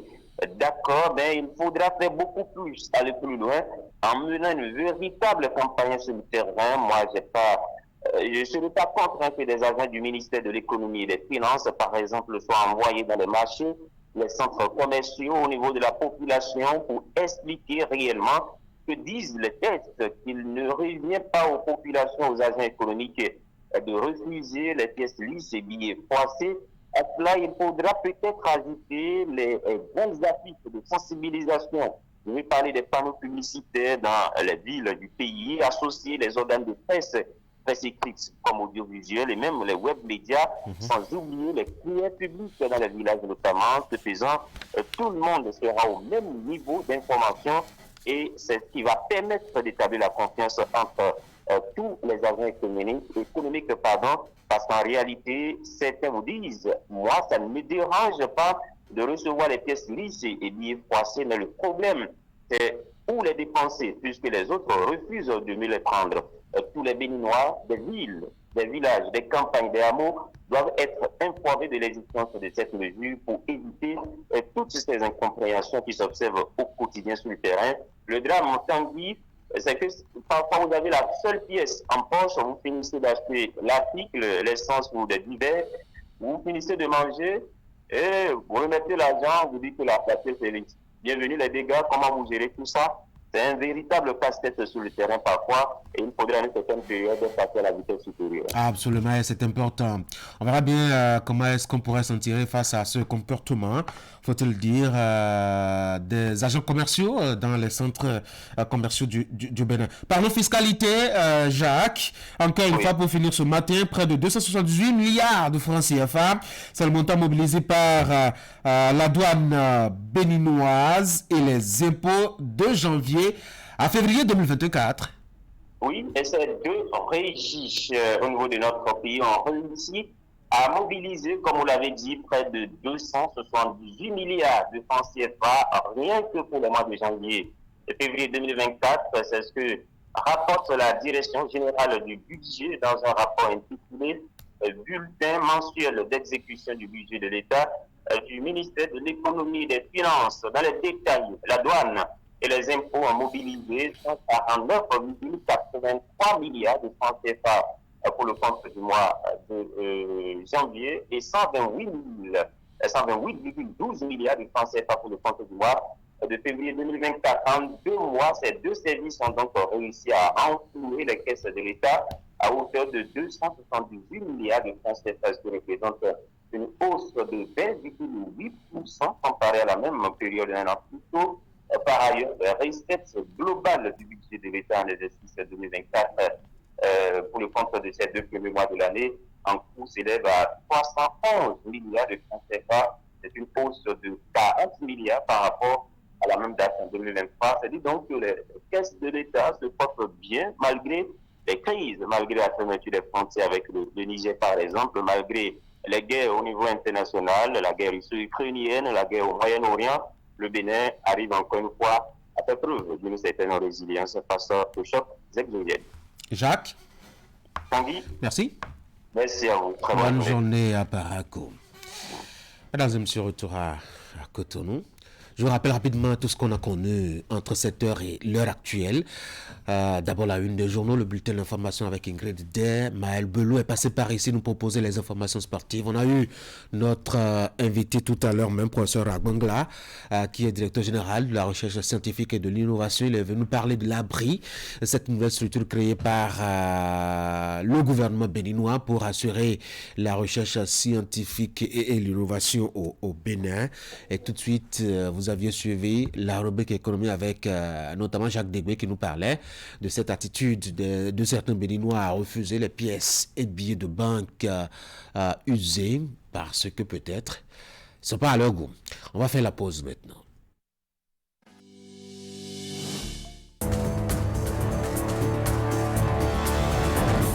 Quelle est la situation à la date d'aujourd'hui au niveau de nos frontières? À date d'aujourd'hui, nous pouvons dire que nos frontières se portent bien. Au niveau de nos frontières, on s'est contenté de défendre simplement les territoires. Il y a eu des efforts qui ont été faits.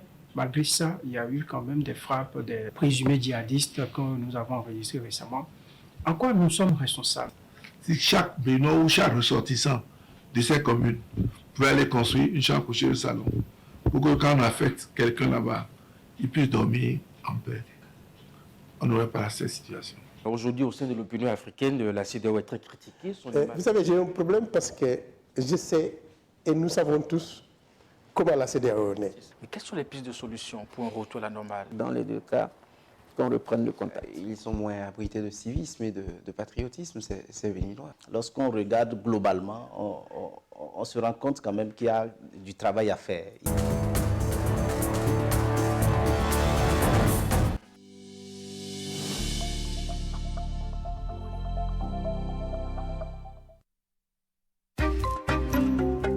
La cybercriminalité est un fléau à l'antipode du développement socio-économique durable et de la crédibilité de notre pays. Ne permettons pas aux cybercriminels et gaïmans de salir la réputation de notre pays et de ruiner nos efforts collectifs en faisant fuir les investisseurs. Ensemble, combattons la cybercriminalité en dénonçant les gaïmans. Pour tout renseignement et assistance contre la cybercriminalité, appelez les numéros 63 09 51 61, 63 09 51 62, 65 48 78 74 ou écrivez à l'adresse mail ocrc@dgpr.bj.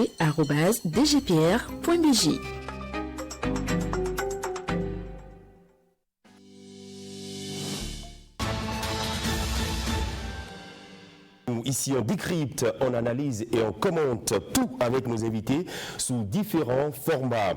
Le maître à jouer de la majorité présidentielle sème davantage le doute et la confusion. L'intérêt de la nation est un cran au-dessus de nos intérêts personnels. Nous sommes en Afrique noire majoritairement des peuples colonisés. Ça veut dire que quelque part, on a effacé notre mémoire et on nous a imposé notre idéologie. Je ne pense pas que les manifestations avec des groupes aussi bien organisés que sont les centrales syndicales notamment, puissent constituer une menace pour un pouvoir. On est bien d'accord. Que comprendre de ces deux terminologies? La liberté doit être forcément encadrée, voire restreinte s'il le faut, pour conserver l'ordre public. Nous ne sommes pas, Monsieur le Président, motion de procédure. Oui, nous devons avoir...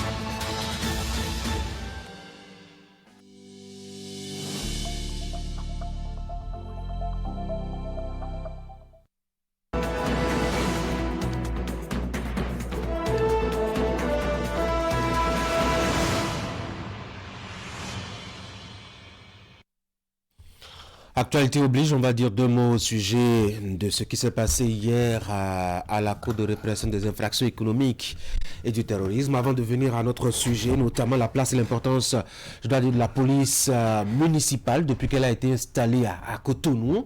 Et à la fin, on pensera, allons là, à notre collègue qui nous a quittés il y a 10 ans. Je vais parler de François Messan. William, bonjour.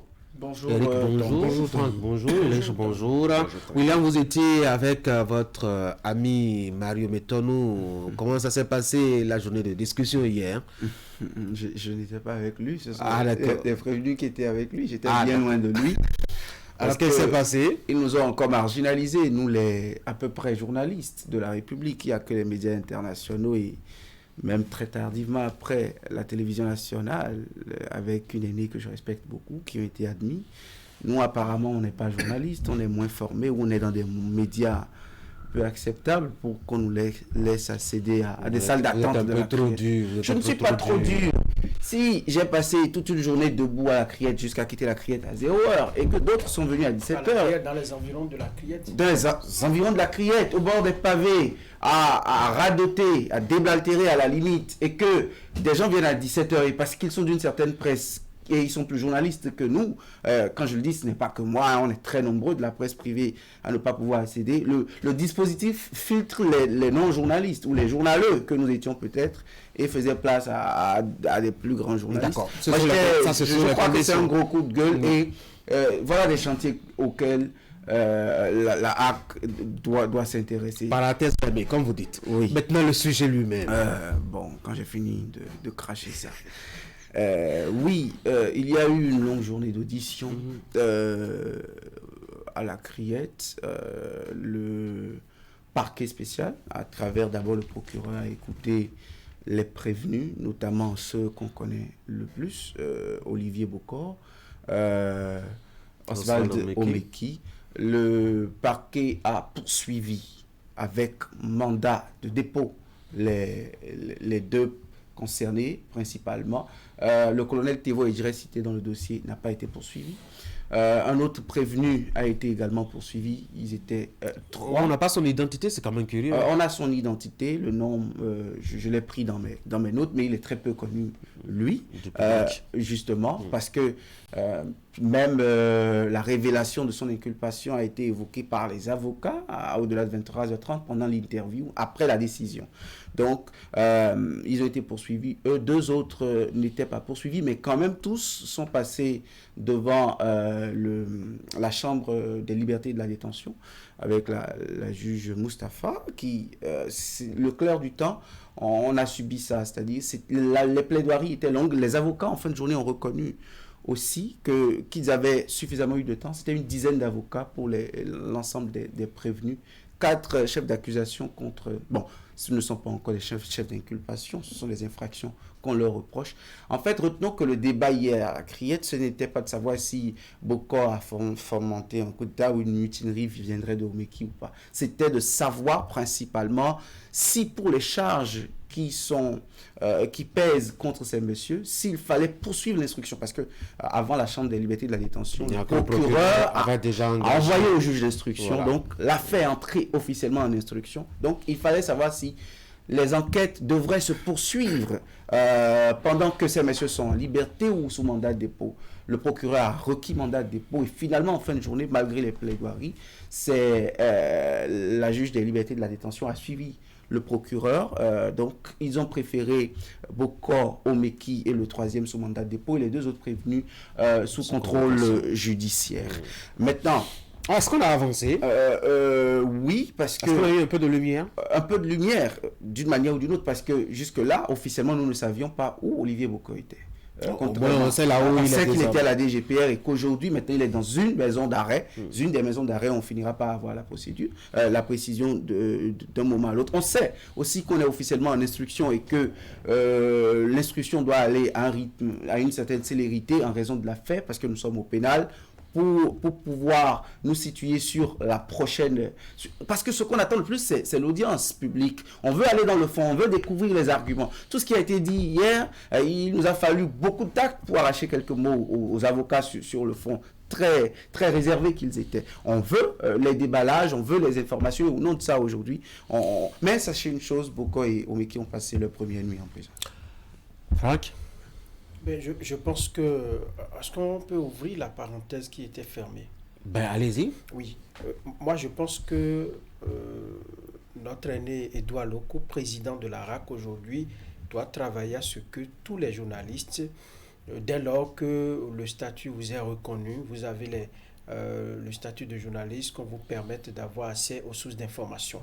Parce que c'est très important. C'est très important. Hier, moi j'étais à la Criette aussi, on rasait pratiquement les murs comme des mendiants. Vous-même? Oui, moi j'étais... Non, il n'y a pas de célébrité. Le tout petit de taille de journaliste qu'il est en République du Bénin doit pouvoir aller... Pourquoi nous sommes au Bénin? Il y a une affaire qui concerne les Béninois et on doit nous informer par RFI. C'est d'ailleurs la Béninois que ça touche au premier chef. Oui, c'est une aberration. Franck, je ne vous coupe pas, mais quand on a... Pour la suspension, pour le délibéré, on a passé 2 heures à poireauter, malgré le poids de la fatigue. Mais vous savez, parce que le doyen de la presse internationale que vous connaissez était à l'intérieur, à 23h09, déjà, lui, il a confirmé les rumeurs qui étaient sur les réseaux sociaux parce qu'il avait écouté, non loin, juste à côté de la salle d'audience, la décision finale de la juge des libertés de la détention. Mais nous qui avons passé la même journée que lui, il nous a fallu 30 minutes que les avocats sortent pour qu'officiellement, après avoir tendu le micro aux avocats, nous on ait connaissance de la décision. Et donc on ne peut pas obliger les Béninois à ne suivre qu'une radio verte ou une radio rouge ou une presse internationale pour avoir des informations, des faits qui se déroulent sur le territoire béninois. Moi je pense que c'est une aberration. Et si Edouard Loko veut nous rendre service, veut aider les Béninois à ne pas spéculer, les journalistes à ne pas se lancer dans des spéculations, doit pouvoir régler ce problème-là, qu'on puisse permettre aux gens... Là, on engage notre responsabilité.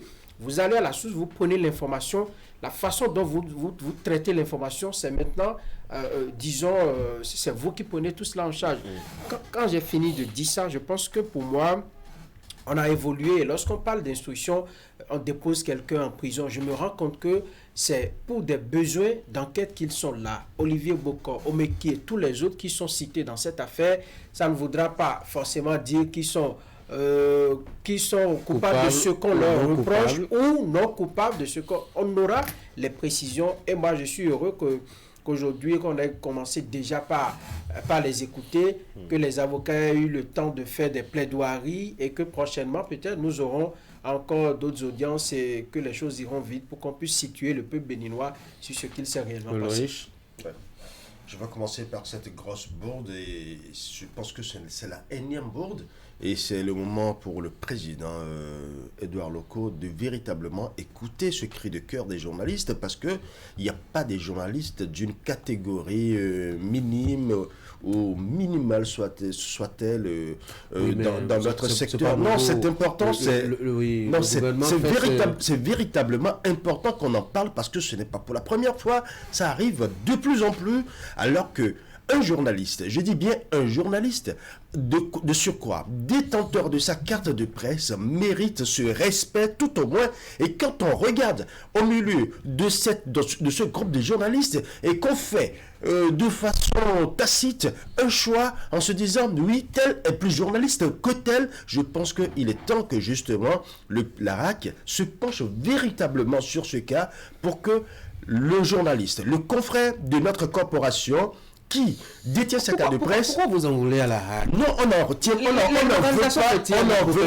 veut pas à la RAC. Mais nous demandons à la RAC de protéger la presse et de lui donner justement les moyens de la communication et de permettre aux populations d'avoir l'information la plus juste. Est-ce que le CNPA un produit de presse consommable et de qualité. Est-ce que le CNPA s'est plaint? Est-ce que c'est jamais plaint? Ah non. Est-ce que le PMB, nous avons 2 secondes. Est-ce que le PMB s'est jamais plaint? Est-ce que l'ODEM s'est jamais plaint? Je me rappelle très bien que la première interview confiée par Patrice Talon, président, à un organe de presse, c'est un organe de presse international. Ça n'a jamais offusqué quelqu'un. Et il est revenu plusieurs fois. Alors, c'est vrai qu'il est libre de choisir à qui il parle en premier.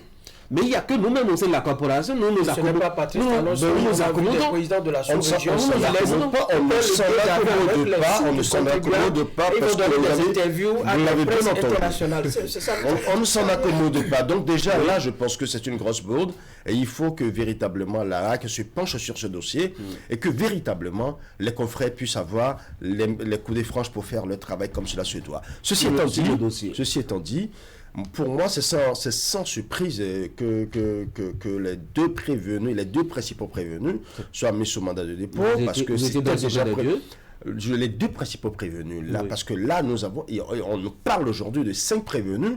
Au départ, nous ne voyons que les deux principaux prévenus qui sont des proches du président de la République, l'un qui est son ancien collaborateur, un ancien ministre, et l'autre qui est son proche ami et un opérateur économique. Ce sont les deux personnes les plus en vue, qui sont les plus connues d'ailleurs. Donc, déjà, sans surprise, on se dit qu'on se retrouve dans un cas de mandat de dépôt, puisque le dossier est en instruction. Le plus important, c'est que l'audience soit véritablement ouverte et qu'on commence par déballer le fond du dossier afin que le public sache réellement qu'est-ce qui s'est réellement passé, qu'est-ce qui ne s'est pas passé, sont-ils véritablement coupables de ce dont on les accuse? Pour l'instant, nous ne pouvons pas supputer du moins. Éric, vous savez, étant dit, nous pouvons passer tout le temps de cette émission pour vraiment évoquer ce sujet, parce que c'en est trop. Nous ne parlons pas du choix qu'un président fait pour aborder tel ou tel sujet en fonction de médias. Nous parlons d'un sujet d'actualité pour lequel le public attend d'être informé en temps et en heure. Et donc, on ne peut pas faire de clientélisme dans ce genre de situation. Apparemment, vous êtes entendu on ne peut pas, au même moment où on parle de discours, les autres chaînes aussi. au même moment, général, c'est toute la corporation qui toute la nuit à répondre à des messages sur les réseaux sociaux parce qu'on a estimé que les médias étaient restés un peu silencieux sur le déroulé de cette affaire tout au long de la journée. Voyez-vous, les gens, c'est un droit à l'information. Et donc, on ne peut pas vouloir au même moment dans un discours que le journaliste soit professionnel et en même temps observer que dans une affaire aussi grave, aussi sensible, n'est-ce pas, que des journalistes qui ont fait toutes les démarches pour avoir accès à un édifice public, pour avoir accès à l'information, n'est-ce pas, n'ont pas pu avoir accès au bâtiment. Et encore moins à des personnes pour qui l'État paye pour faire un travail, pour avoir l'information. C'est hyper grave. À partir de cet instant, on ne peut pas se désoler de lire de n'importe quoi sur les réseaux sociaux. On ne peut pas se désoler de lire de n'importe quoi dans les médias. Parce qu'on est obligé de faire dans l'imagination, on est obligé d'inventer, parce qu'il faut servir forcément quelque chose à la population. qui attend justement d'être informé. Comment ça s'est passé? Est-ce que les prévenus, on a mis pratiquement des heures pour confirmer si, oui ou non, les prévenus étaient véritablement à l'intérieur de la criette? C'est quand même pas l'honneur. C'est pas le fait. Non. Moi, j'aurais aimé déjà que même ce matin, puisqu'il est libre à la RAC de faire le constat de ce qu'on traite peut-être pas de façon professionnelle le sujet relatif au terrorisme, que la RAC aussi fasse le constat de combien les journalistes ont galéré toute la journée d'hier, ne serait-ce que pour avoir cette information, et interpelle les acteurs publics qui sont à la charge d'une fonction publique de travailler en collaboration avec les journalistes. On ne demande pas plus que ça. Vous évoquez des sujets relativement sensibles. Comme je parle des journalistes que des informations sensibles. Je ne suis pas là. Le journaliste ne la journée des informations sensibles. On va arriver le sujet. Je peux vous carrément dans une presse. Imaginez que parfois c'est compliqué même d'aborder ces sujets parce qu'on n'a même pas l'essentiel. On n'a même pas l'essentiel. Ça c'est à quoi d'avoir une page Facebook ou Criette et d'informer officiellement que telle personne à telle heure s'est présentée à la Criette dans le cadre de tel dossier. Le dossier se poursuit. Ou qu'on nous informe régulièrement. Moi, je ne comprends pas. Pourquoi on fait de mystère? Ça c'est même trop la demander.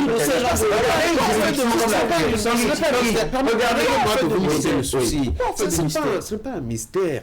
Mais aujourd'hui, la posture dans laquelle Osvaldo Meki et comment est-ce qu'il s'appelle, Olivier Bocor sont, notamment le troisième aussi, c'est des postures suffisamment délicates pour qu'on veuille craindre aussi pour leur propre sécurité. Vous savez, dans les mêmes conditions, je suivais sur la page Facebook de quelqu'un, quand il était question du procès de Haïvo et de Madougou, régulièrement on avait le déroulé et même des gens qui sont au sein de l'appareil gouvernemental.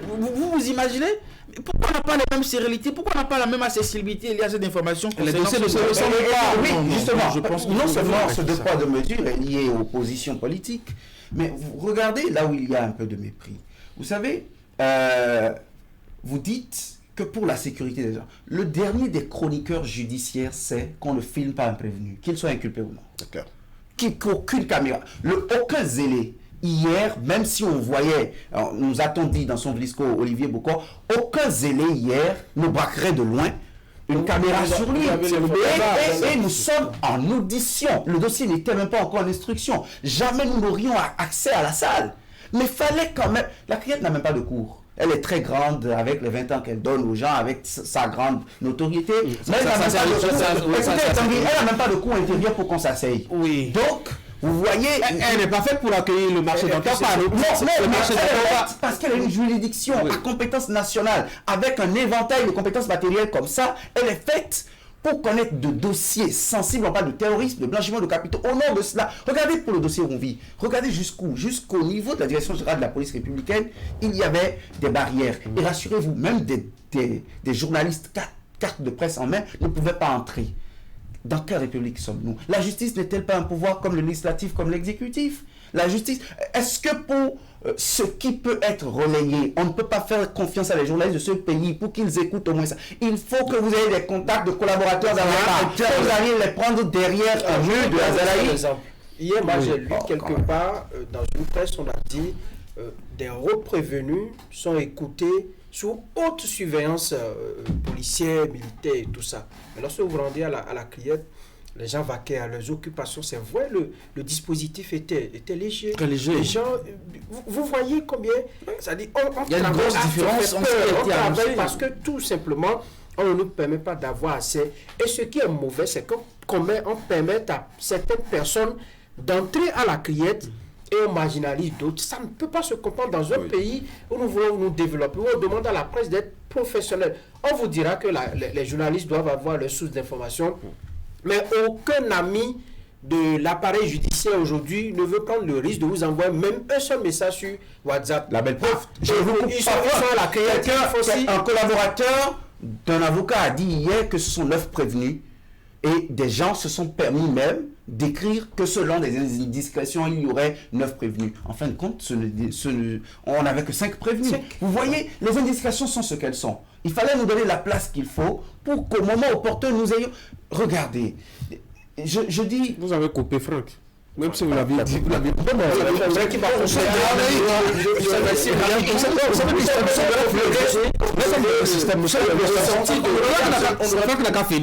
Le ressenti de William, parce que c'est lui qui a passé tout le temps hier à la Criette et qui a vécu ce dont il parle. Et donc, moi, je ne peux pas comprendre qu'au XXIe siècle, dans un pays comme le Bénin, où la loi sur le numérique existe et vous ne pouvez plus faire n'importe quoi, qu'on nous empêche d'avoir accès à l'information.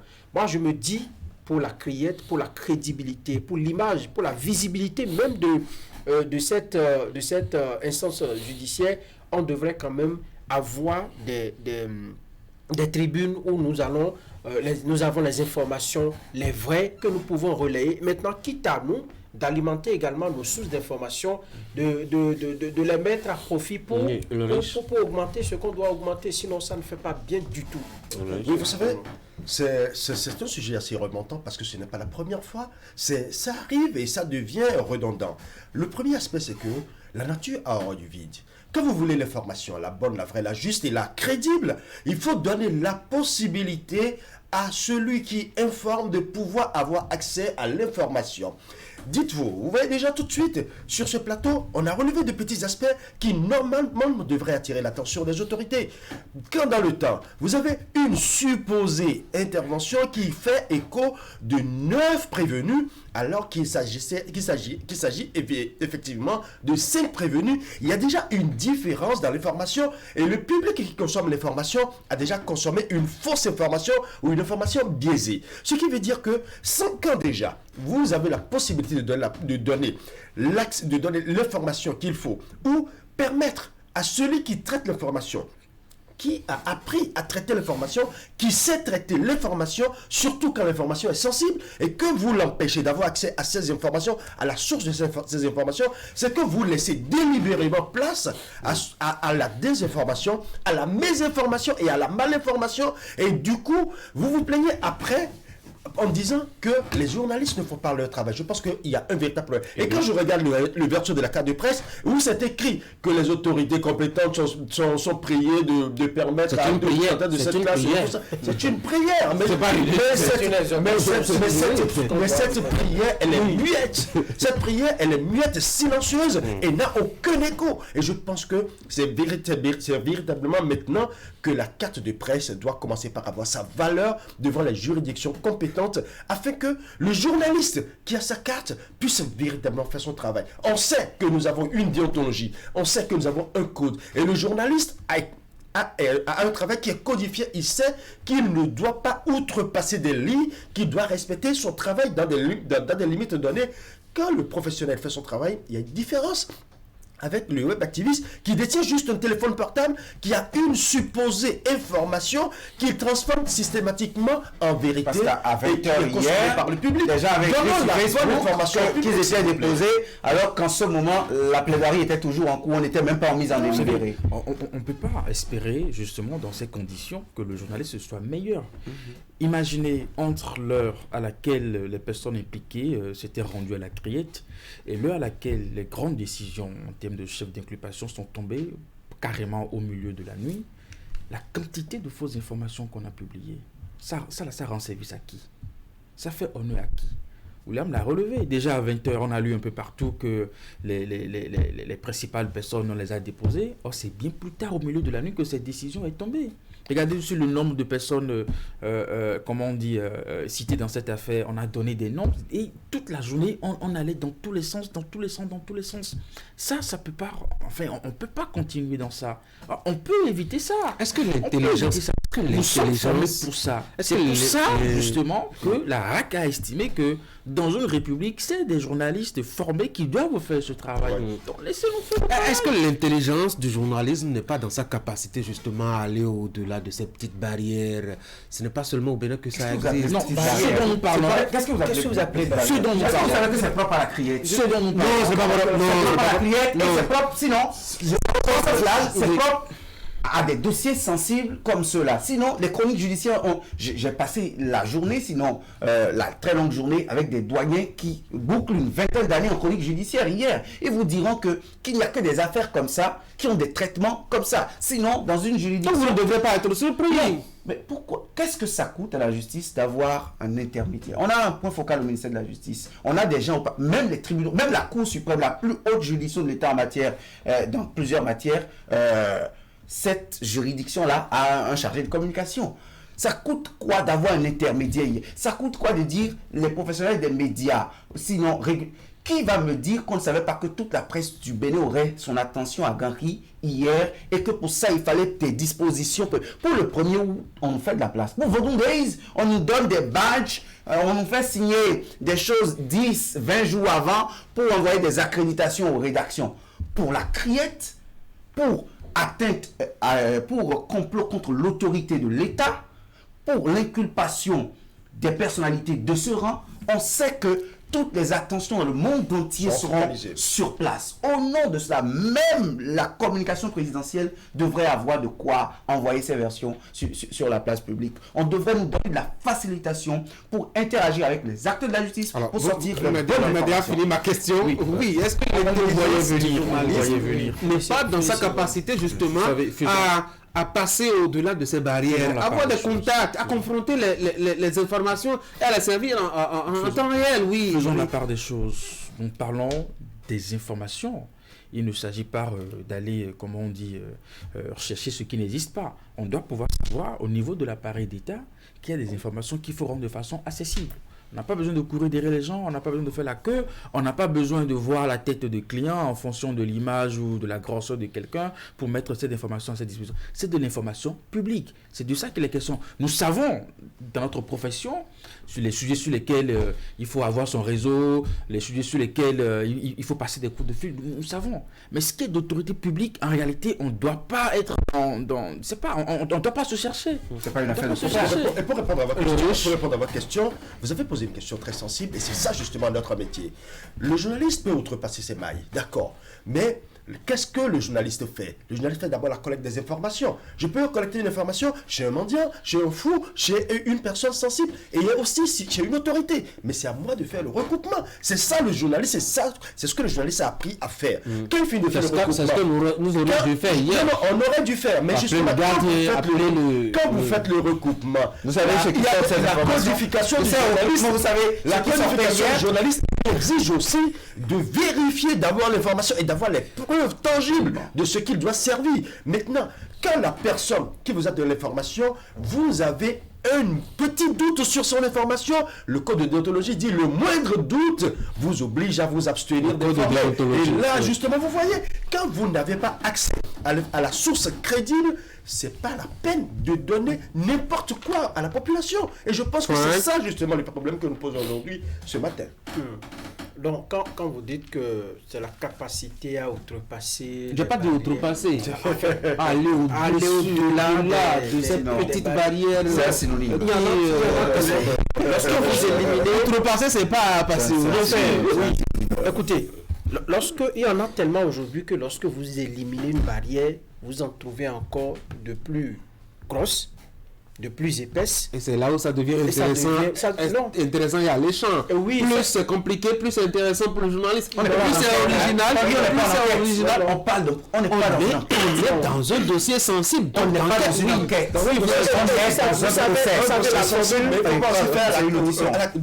De clientélisme et choisir tel média qui est plus professionnel que tel autre. Non, vous savez la formule consacrée aujourd'hui.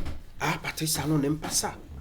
Si vous faites ci, il va se fâcher. C'est ce qu'on nous raconte lorsque vous échangez avec les gens. Mais est-ce que le monsieur vous a demandé de ne pas être professeur? Si vous devez donner une information qui est vraie, donnez-la. Patrice Talon ne peut pas vous en vouloir pour le fait que vous nous dites, par exemple, qu'au niveau de la criette, que Olivier Boko est venu dans son comment vous avez appelé ça? Dans son vrisco. C'est sensible.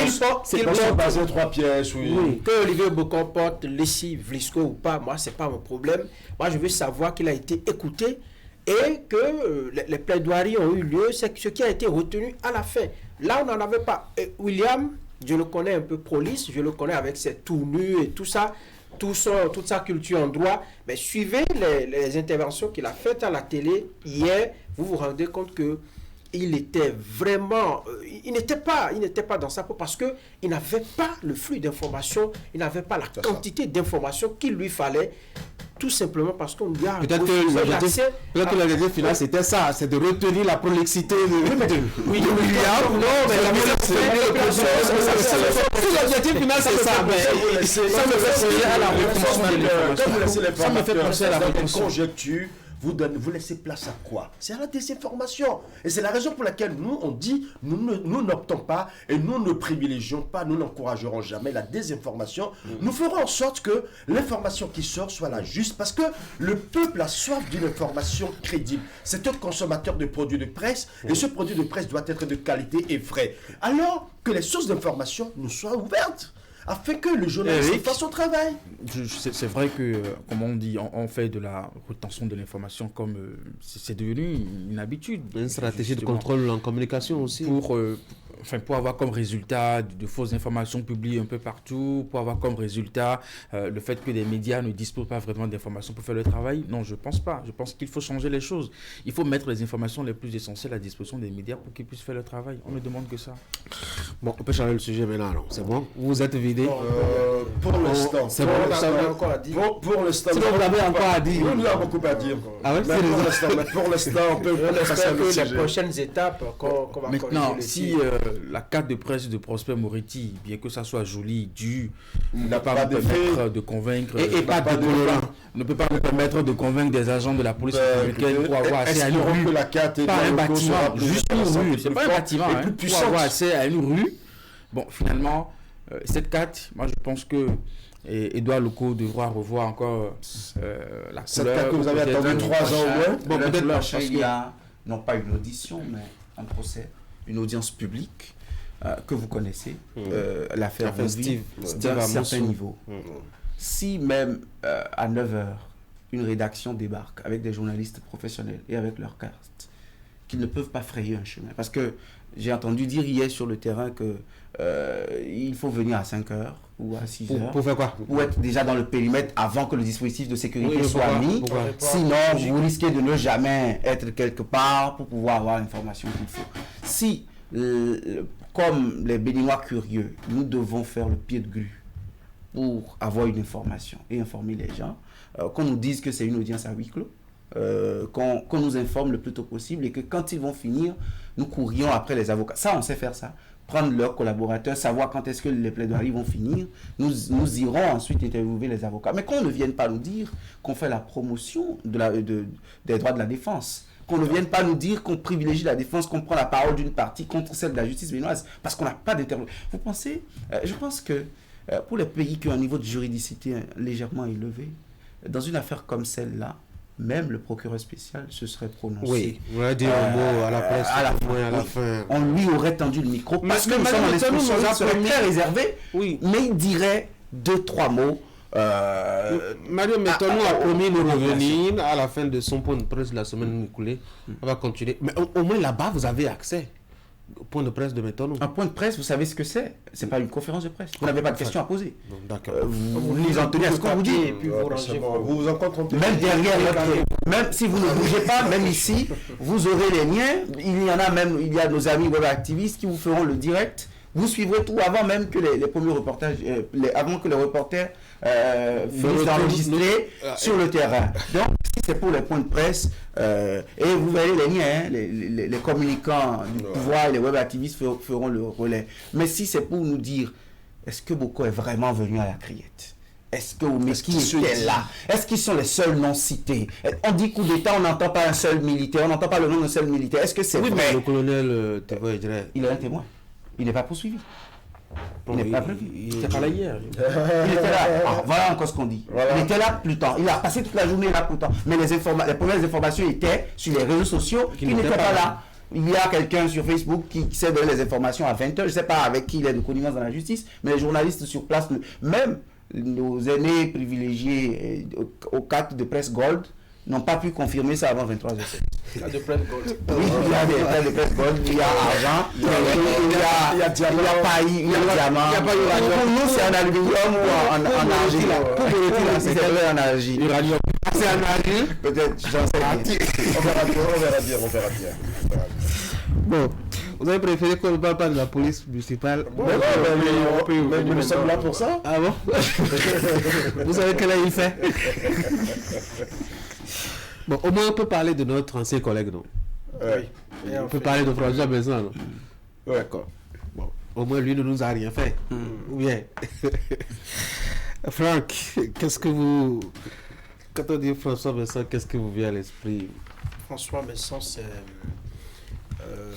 paix à son âme, c'est un aîné, c'est un doyen, c'est un collègue que j'admirais beaucoup. J'ai pas eu la chance de le côtoyer longtemps avant son départ. On est bien rare sur ce plateau à avoir côtoyé l'homme. Hein. Oui. Je sais à qui vous pensez. Je ne répondrai pas. Vous savez parce que quand on dit il y a 10 ans qu'il est décédé, je me demande, bon, il y a 10 ans, où est-ce que c'était, à quoi c'était ressemblait? Moi, de la coalition de la droite, ne répondons pas attendu pour les amis. Alors moi, j'étais dans mon petit parcours. Je suivais de loin, en tout cas avec tout le talent qu'on lui voyait, le travail qu'il abattait ici sur ce même plateau. Je l'admire dans sa dextérité, les arguments qu'il avançait. Il restait là où vous étiez. Voilà, par coïncidence. Je pense que il a vécu son temps et il a laissé des traces. Aujourd'hui, vous ne pouvez pas parler de François Mensah dans le Bénin, quand quelqu'un quelque part ne vous dise, eh bien, voilà monsieur que j'ai connu parce qu'il faisait très bien. Lorsque vous parlez sport, il est présent, hyper présent. Lorsque vous parlez politique, il a des arguments qui vous plaisaient beaucoup. Certains s'amusent aujourd'hui à le comparer à certains collègues encore qui sont là à travailler. Et donc, je pense que c'est quelqu'un qui a laissé des traces et il va demeurer longtemps encore dans nos mémoires. Je pense que pour des personnes, des âmes comme ça, on devrait même, à un certain niveau de l'état, des personnes de ce genre, on devrait immortaliser leur nom pour montrer à la jeune génération qui est dans le domaine, qui veut travailler. Parce qu'au-delà de la presse, voilà quelqu'un qui était un exemple en matière de travail. Il faisait bien son travail. Au-delà de tout ce qu'on peut lui reprocher, il faisait bien son travail. Et donc, ce sont des qualités qu'on peut recommander à la jeune génération, ceux qui sont en train d'embrasser nouvellement. Donc, moi, je dis simplement paix à son âme, parce que là où il se trouve actuellement, il a besoin de nos prières, de nos pensées. Et je pense qu'à ces occasions, on ne peut que prier pour lui et demander que son âme repose véritablement en paix. Riche. Quand vous me dites François, d'abord, moi j'aimerais plutôt dire Tiesco, parce que c'est le nom, le dieu, il a beaucoup de noms, ou tu, et ça c'était le code entre lui et moi. C'est assez difficile de parler de l'homme, parce que quand vous le voyez à son allure frêle, fréluqué, vous vous dites, voilà, quelqu'un... Il ne résistera pas au premier coup de vent. Il ne résistera pas au premier coup de vent, mais son éloquence est grandiloquent, je dirais, et c'est quelqu'un qui avait une plume extraordinaire. Un monsieur qui n'avait jamais sa langue dans sa poche. Il dit franchement ce qu'il pense, avec les mots qu'il faut, et parfois... il vous insulte et vous souriez. Il a cette manie de... Ah, mais Paul Essaïko n'a pas souri, hein? Quand il a parlé à Paul Essaïko... Mais il n'a pas... Si Paul Essaïko avait... Il n'a pas eu froid non plus. Oui, Paul Essaïko avait son premier zémi, il aurait débarqué à Canal avant la fin de l'émission, le jour-là. Ouais, mais finalement, ils sont redevenus amis. Absolument. C'est la preuve que finalement, ça a marché. Donc, François Mensah, c'était véritablement une plume extraordinaire. Et quand je pense à François Mensah aujourd'hui, je pense beaucoup plus à ceux-là qui, le jour de ses obsèques, ont fait beaucoup de promesses à sa famille, à sa fille. J'aimerais bien savoir où nous en sommes aujourd'hui par rapport à ces promesses. Ceux-là qui ont dit qu'ils vont suivre les études de sa fille. C'est le moment pour nous de faire un peu le bilan. de voir ceux-là qui sont venus pleurer et qui ont promis beaucoup de choses. C'est le moment. Parce qu'une chose est de surfer sur le décès de ce jeune homme qui a véritablement marqué son temps et qui continue de marquer son temps. Et nous sommes actuellement même dans le studio François Messan. Et il a vraiment marqué non seulement Canal 3 Bénin, il a marqué la presse béninoise et même à l'international. Absolument. Oui. Donc je dirais plutôt, mort le journaliste, vive le journaliste. Et Eric? Vous savez, moi je l'ai connu en tant que téléspectateur de Canal 3 Télévision. On était encore au collège et on prenait du plaisir à le suivre dans ses analyses, que ce soit au plan politique, mais aussi sur des sujets sportifs aussi. Hein. Je pense que c'est un excellent journaliste, comme l'a dit Franck et Ulrich, et c'est certainement William aussi. Il a marqué son temps. J'étais très content de lire sur les réseaux sociaux beaucoup de messages vraiment admiratifs sur sa personne et sur le travail qu'il a fait. Pour nous qui sommes là aujourd'hui, c'est un exemple, n'est-ce pas, qu'il faut suivre. Parfois, nos élèves nous disent, quand vous vous retrouvez dans un média de Canal 3 Télévision qui a connu justement le parcours de François Messan, vous n'avez pas droit à l'erreur. Et bien d'autres journalistes aussi, un grand nom qui ont pris pas ici. Vous n'avez pas droit à l'erreur. Vous avez, comment on dit, le devoir, n'est-ce pas, de faire bien votre travail et de suivre ces personnes comme des modèles. Je pense qu'il est un des bâtisseurs de la renommée de Canal 3, pour le journaliste complet qu'il est, de son niveau de culture, de sa polyvalence. Je ne sais pas si j'en connais qui soit sur tous les fronts comme ça, bon en tout, moins bon en rien, et dans toutes les formes de production que nous faisons, dans l'informatif, dans l'opinion, en tout, comme Eric, de ma position de téléspectateur et surtout ma position de petit enfant héritier de son travail aujourd'hui en tant qu'agent de Canal 3 pour les anecdotes que j'ai écoutées de près. Je pense que c'était un génie qui a fait son époque, qui a marqué son temps. Je ne sais pas combien de journalistes sont morts dans la trentaine et font parler de si fort 10 ans après leur décès. Et moi, je pense que c'est un héritage dont il faut beaucoup puiser. Parce que ce qui définit le plus le journaliste, quelqu'un a dit que la culture est la matière première du journaliste. François est l'incarnation de ça.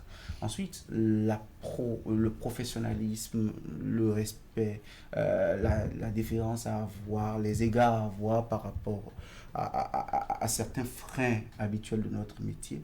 Je pense que perpétuer un héritage comme celui-là, c'est faire œuvre utile. Aller au-delà de ça, c'est maintenir le flambeau de cette maison, maintenir le flambeau de la presse, de la compétence. Et je crois que si ces espèces se raréfient, il faut des programmes, des 10 millions de François Messan, 10 millions de François, 10 millions d'âmes, 10 millions d'arbres à la François Messan pour un reboisement de la corporation, pour davantage des espèces de ce genre. Vive l'artiste, parce que c'en était un. Les gars, merci beaucoup. Je vous souhaite vraiment de passer une très bonne journée. Merci de nous avoir permis de nous vider. On s'est arrangé. Non, moi je ne vous ai pas permis. C'est vous qui êtes venu vous imposer à moi. Moi j'avais comme à l'accoutumée tous les matins venu avec force, vigueur et puis beaucoup de fougue dit le matin dans mon introduction qu'on veut débattre de la police municipale. La force de la presse. Oui, bon. Donc moi je ne suis pas de la presse. Non, vous dans votre position, je ne suis pas de la police des débats. Vous avez rencontré la presse. Vous avez rencontré la presse. Est-ce que demain on peut en parler? Oui, demain vous n'êtes pas d'humeur. Et si on va la journée, on va se réunir la journée, il y a une information qui nous empêche d'avoir encore l'information. On parlera pas. On va d'abord se réunir et faire un point d'abord. Voilà. Le porte-parole, c'est Franck. Mesdames et messieurs, suivez juste après moi la revue de presse. Juste après, ce sera la fin d'Actu Matin. Bonne journée.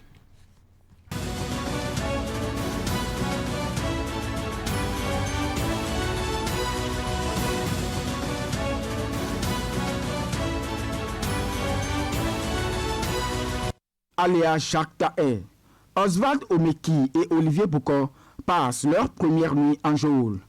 Mesdames et messieurs, bonjour.